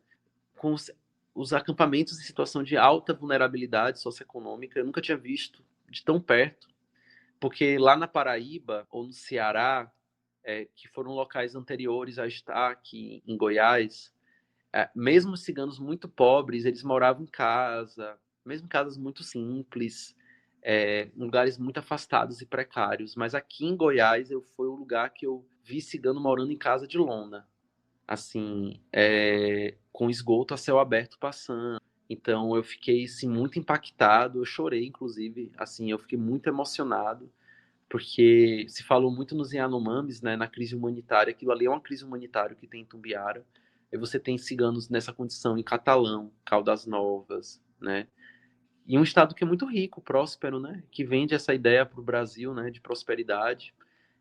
Então você tem 8 municípios em Goiás que ainda tem ciganos vivendo em acampamentos muito precários, né, então isso me impactou muito, né. No caso de Trindade, assim, me impactou muito as festas, assim, que a gente foi lá, assim, muito animadas. É, a pauta deles, né, de você ter um centro comunitário, né, algo muito interessante. Eu analisei, eu coordenei nacionalmente, mas mais sobre o ponto de vista formal, né, do pagamento das bolsas, né, para o encaminhamento dos relatórios, mas a minha coordenação sobre o ponto de vista intelectual foi aqui no Centro-Oeste, né? Então, eu acabo falando muito do Centro-Oeste com mais intimidade. Eu, assim, eu tive algumas coisas que me impressionaram, né? A própria presença rom era muito maior do que eu imaginava, dos povos romos, né? Que eu não tinha tanto conhecimento. No caso de você ter igrejas evangélicas específicas dos ciganos, pastores ciganos, né? Então, isso, como tem lá em Aparecida de Goiânia, que eu acho que é o Alexandre Castilho, o nome do pastor, que é uma liderança comunitária também. E lá se faz o cultos na língua cigana, que é uma forma de autoafirmação também. Então, algo que me chamou a atenção, aqui em Goiás tem muitos vereadores ciganos, acho que uns 5 ou 6 municípios, que não é só a Aurilândia, né, que tem representações do poder legislativo, né, nas câmaras locais. Isso me chamou a atenção também. Enfim, assim, são muitas questões, né? Assim, mas esses são os pontos que mais foram coisas que eu não tinha tanta noção. A própria quando eu conheci pessoas ciganas do Rio Grande do Sul que até 9 anos não falavam português. assim, falava línguas eslavas e, né, das suas origens e a língua própria, né? Porque não se falava outra língua fora de casa, assim. Então, era um elemento assim que é um mundo muito novo assim para mim, sabe? Que a gente vai descobrindo, né? Ou você conhecer uma pessoa que descobre que é cigana quando ela tenta obter um passaporte da Europa e da Alemanha e é negado dizendo que ela é apátrida. E aí quando vai investigar é porque o apátrida é porque era cigano, né? E aí depois fala, meu avô era bem que era chamado de alemão moreno, né? E aí a gente nunca sabia o que era, né? Porque nosso avô nunca falou que era cigano. E aí depois se descobre que ele conheceu a outra avó, né? No navio que também era cigano, né? E eles resolveram não falar da sua identidade para proteger. Então são achados, né? Que a gente tem. Algumas coisas eu já tinha, assim, a grande presença de lideranças femininas já era algo que eu já via, né, muito presente, né? De movimento de mulheres que defendem mães atípicas ciganas com filhos autistas, ou com TDAH, né? Eu nunca, né? Inclusive aqui em Goiás eu também a gente identificou, né? Esse movimento, né? E me chamou a atenção, aí já foi mais a questão das doenças crônicas, né? Que apareceu muito aqui, né? Obesidade e tabagismo. E a gente tem dentro da nossa equipe uma pessoa da área de saúde coletiva nos permite identificar esses elementos, né, que são importantes também para a formulação de políticas públicas. E, por fim, só para tratar em termos de direitos, né, a gente entende que a gente recomenda ao Estado brasileiro que preveja a aposentadoria especial para os povos ciganos também, assim como tem para os trabalhadores rurais, porque são trabalhos penosos. Você trabalhar em diferentes cidades, viajando, dormindo em carro, né? Não são todos que podem pagar hotel. Então, às vezes, são acampamentos improvisados, barraca de camping, dormir no carro. Isso envelhece, né, as pessoas, né? Gera doenças. Como é que você consegue manter boa forma, né, dessa forma, né? Então, cuidar da saúde física, né? Então, essa pauta, né, ela do reconhecimento dos direitos previdenciários, né? Há uma dificuldade para o recolhimento previdenciário, né? Então, você praticamente consegue a aposentadoria pelo BPC, pelo benefício de prestação continuada, que é uma assistência social, não é uma aposentadoria. Se a pessoa morre, não fica com os filhos, né, como as outras, como a aposentadoria propriamente dita. Então, isso surge como uma novidade, né? Você tem também como novidade a defesa de direitos LGBT, que ia mais, né, entre ciganos também, né, que é uma pauta que deve ser encarada também nas comunidades, né? Mas, embora não seja muito falado, mas é uma questão, né, que está em todos os locais, né? Não é só, enfim. Então, assim, foram boas descobertas, assim, mas também algumas que deixam a gente triste. Eu acho que o seu trabalho ele marca muito bem, revela muito sobre o direito, sobre a ideia de justiça, porque você trabalha geralmente voltado para aquelas pessoas que não fazem parte do pacto. Quando fala do pacto que geraram o Estado e os direitos, tem muita gente que fica de fora. Quando você trabalha com os quilombolas, eles ficaram fora do jogo dos direitos. Os ciganos ficaram fora do jogo dos direitos, né? Então, é muito importante iluminar o direito a partir daqueles que estão na margem dele, né? Quando você pensa nos povos que você estuda, como povos que estão lutando por identidade, né? E pertencimento, e construção e reconhecimento, né? Até que ponto que isso tem a ver com a sua vida também? Eu acho que a gente acaba... a ciência ela não é neutra, né? E no campo das ciências sociais, a gente tem uma possibilidade, né, de escolher objetos de estudo, né, ou construir objetos de estudo e temáticas que, de alguma forma, se conecta com as nossas vidas, né? Então, a gente acaba, como pesquisador, né, e no caso eu, que sou um homem gay, né, do Nordeste, uma região que está no nono lugar da intelectualidade, né, aqui no Brasil, e também um espaço heteronormativo, né, seja no campo da sociedade, seja no campo mesmo do direito, né? O direito é um ambiente muito masculino, né? Muito pautado na branquitude. Então, a luta pela minha sobrevivência, né? Assim, acho que a gente que é LGBTQIA+, a gente acaba lutando por uma sobrevivência em vida, né? Seja para se reconhecer, primeiro se aceitar, depois ser reconhecido, né? E a partir daí lutar, né? Por melhores condições de vida, mas também lutar pelos companheiros e companheiras. Então, essa condição, né, que eu não escolhi, né, mas que me atravessa, eu acho que ela se confunde, não, ela é também comum aos povos, né, ciganos, aos povos quilombolas, que ao mesmo tempo precisa se autoafirmar, mas também que precisa desse reconhecimento, e você precisa ser visto enquanto tal, né? Então acaba sendo, né, você afirma e reafirma uma diferença para ter um direito reconhecido. E também tem um outro aspecto da minha descendência, origem libanesa, né? Então é, houve uma diáspora, né? E há uma diáspora em torno dos povos libaneses, do povo palestino. Então essa constância, esse constante movimento, né, que condicionou, né, meus avós a virem para cá.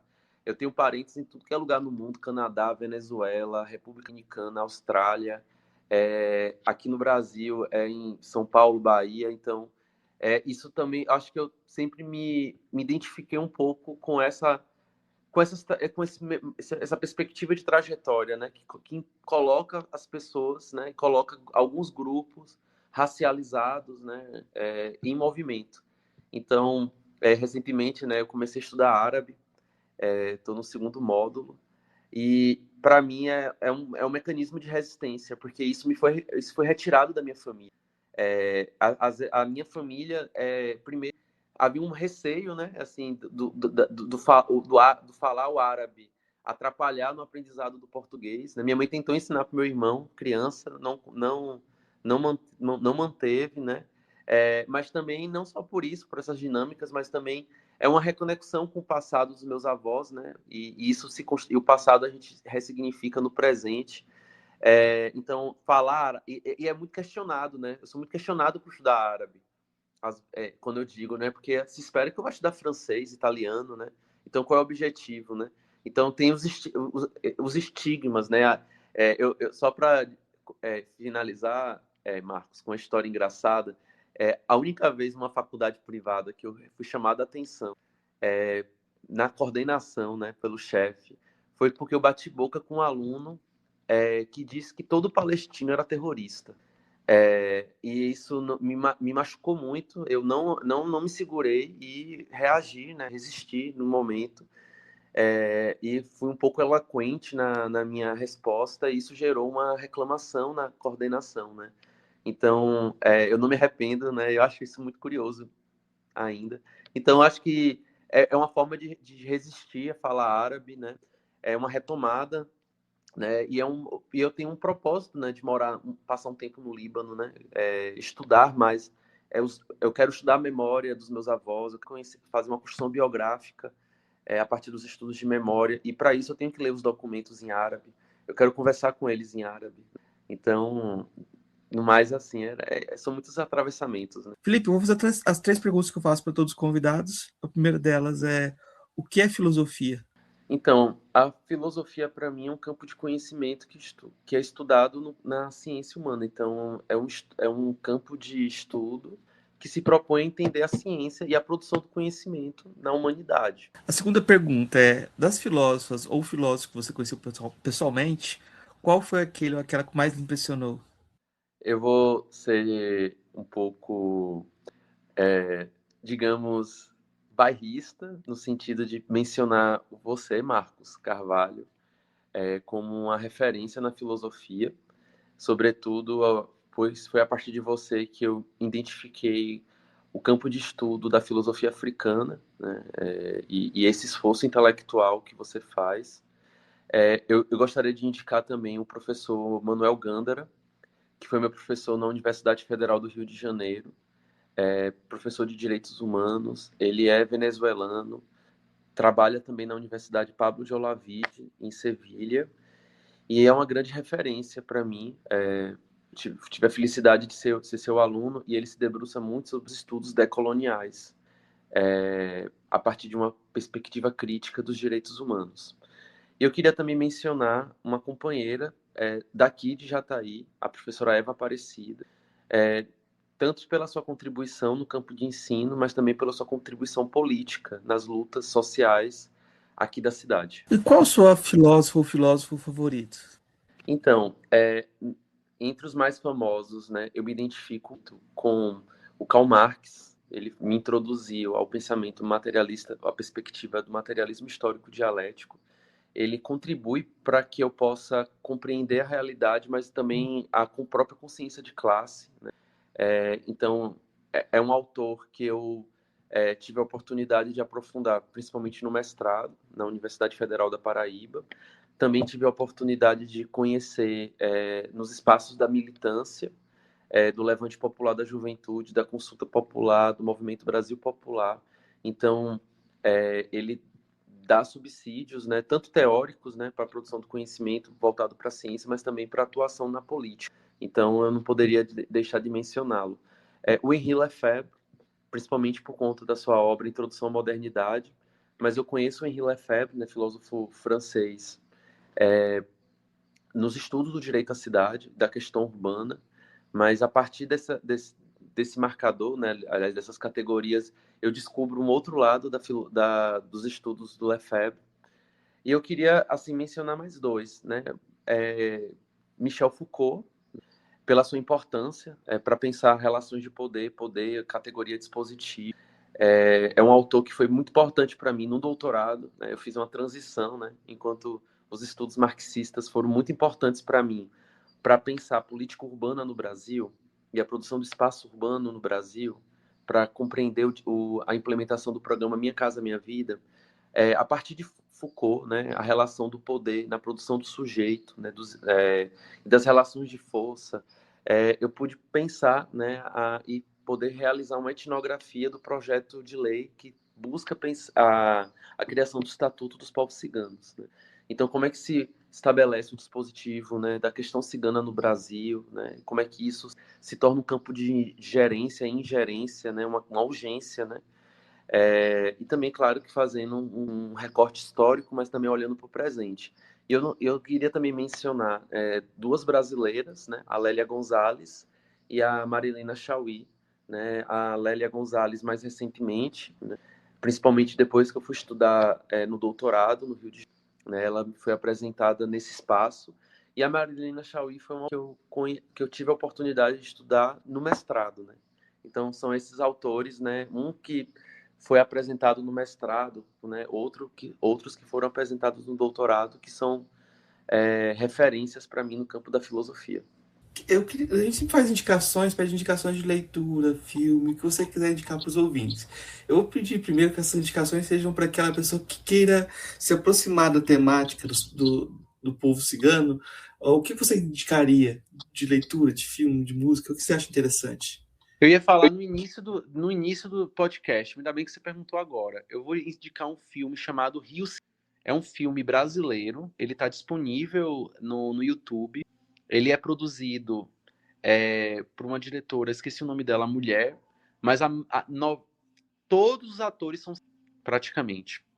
E é um filme que ele foi parte de uma mostra de direitos humanos no Hemisfério Sul, do Ministério dos Direitos Humanos. Ele faz parte de uma coletânea de filmes que foram selecionados, né, pelo Ministério dos Direitos Humanos no governo Dilma.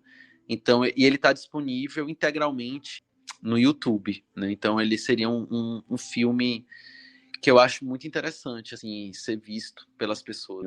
Eu recomendaria. Ele mescla alguns contos também, algumas histórias, mas eu acho que o mais interessante porque os atores são ciganos. Assim, ela fez um trabalho de preparação que muito me lembra Augusto Boal, sabe? Assim, que você tem atores e não atores e você pode prepará-los, né?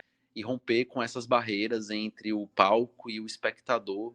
Então, eu sinto que é um filme brasileiro, né, que é muito importante, assim.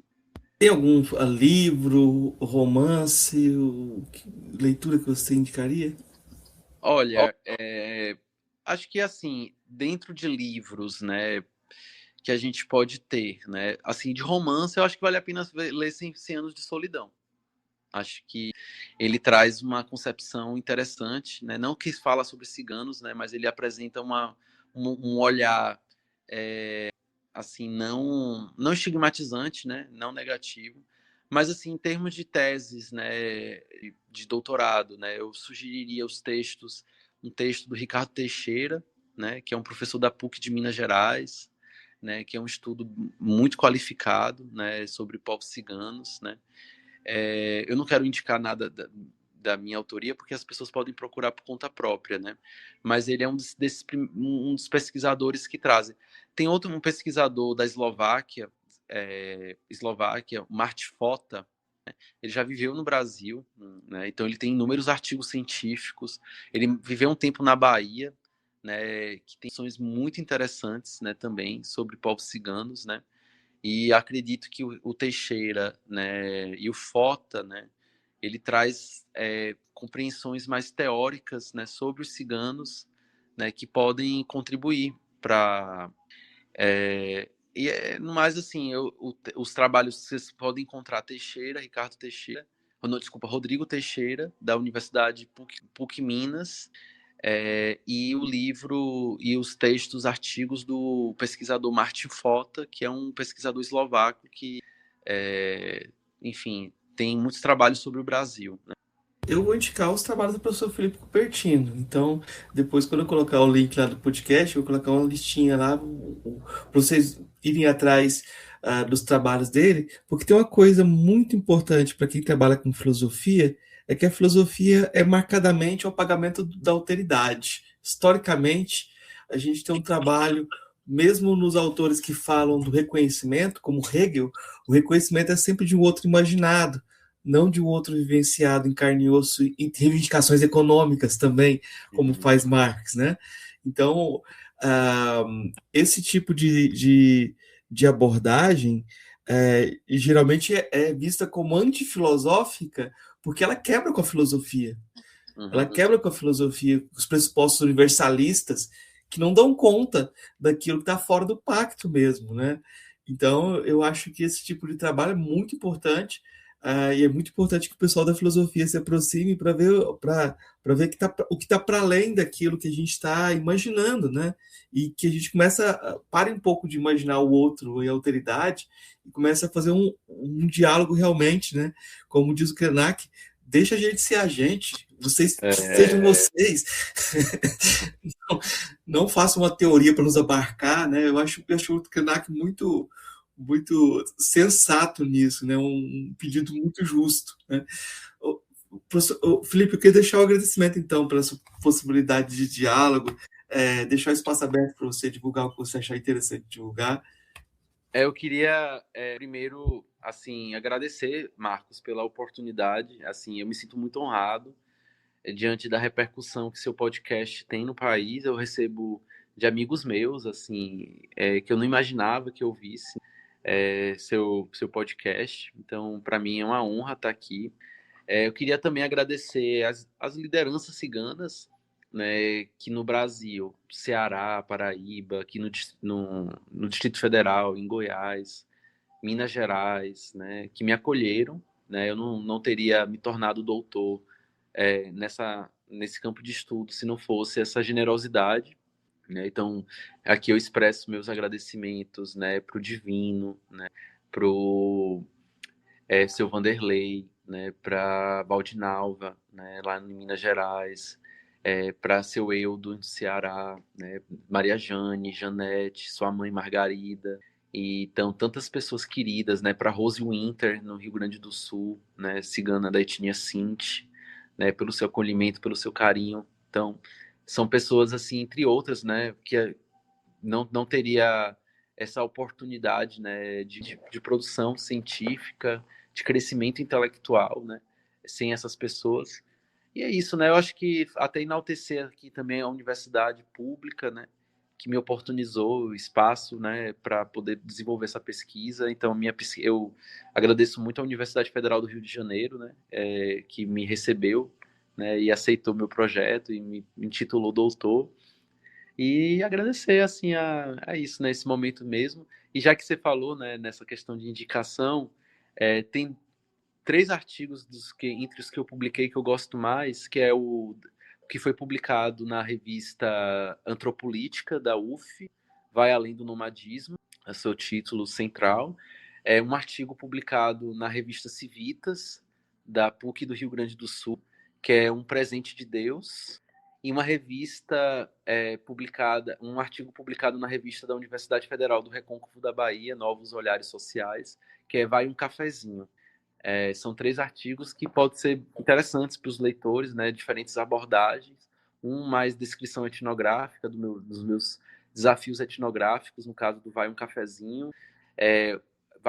Um Presente de Deus, a correlação entre memória e identidade, sobretudo a partir da perspectiva da história do seu Vanderlei, né? E do acampamento Nova Canaã no projeto de lei, né? Na pauta do projeto de lei, e o artigo que eu acho que é o mais, assim, acho que de mais fôlego, que é o Vai Além do Nomadismo, que eu também trabalho as intercorrências e as dinâmicas e as próprias estratégias no âmbito do Estado, né?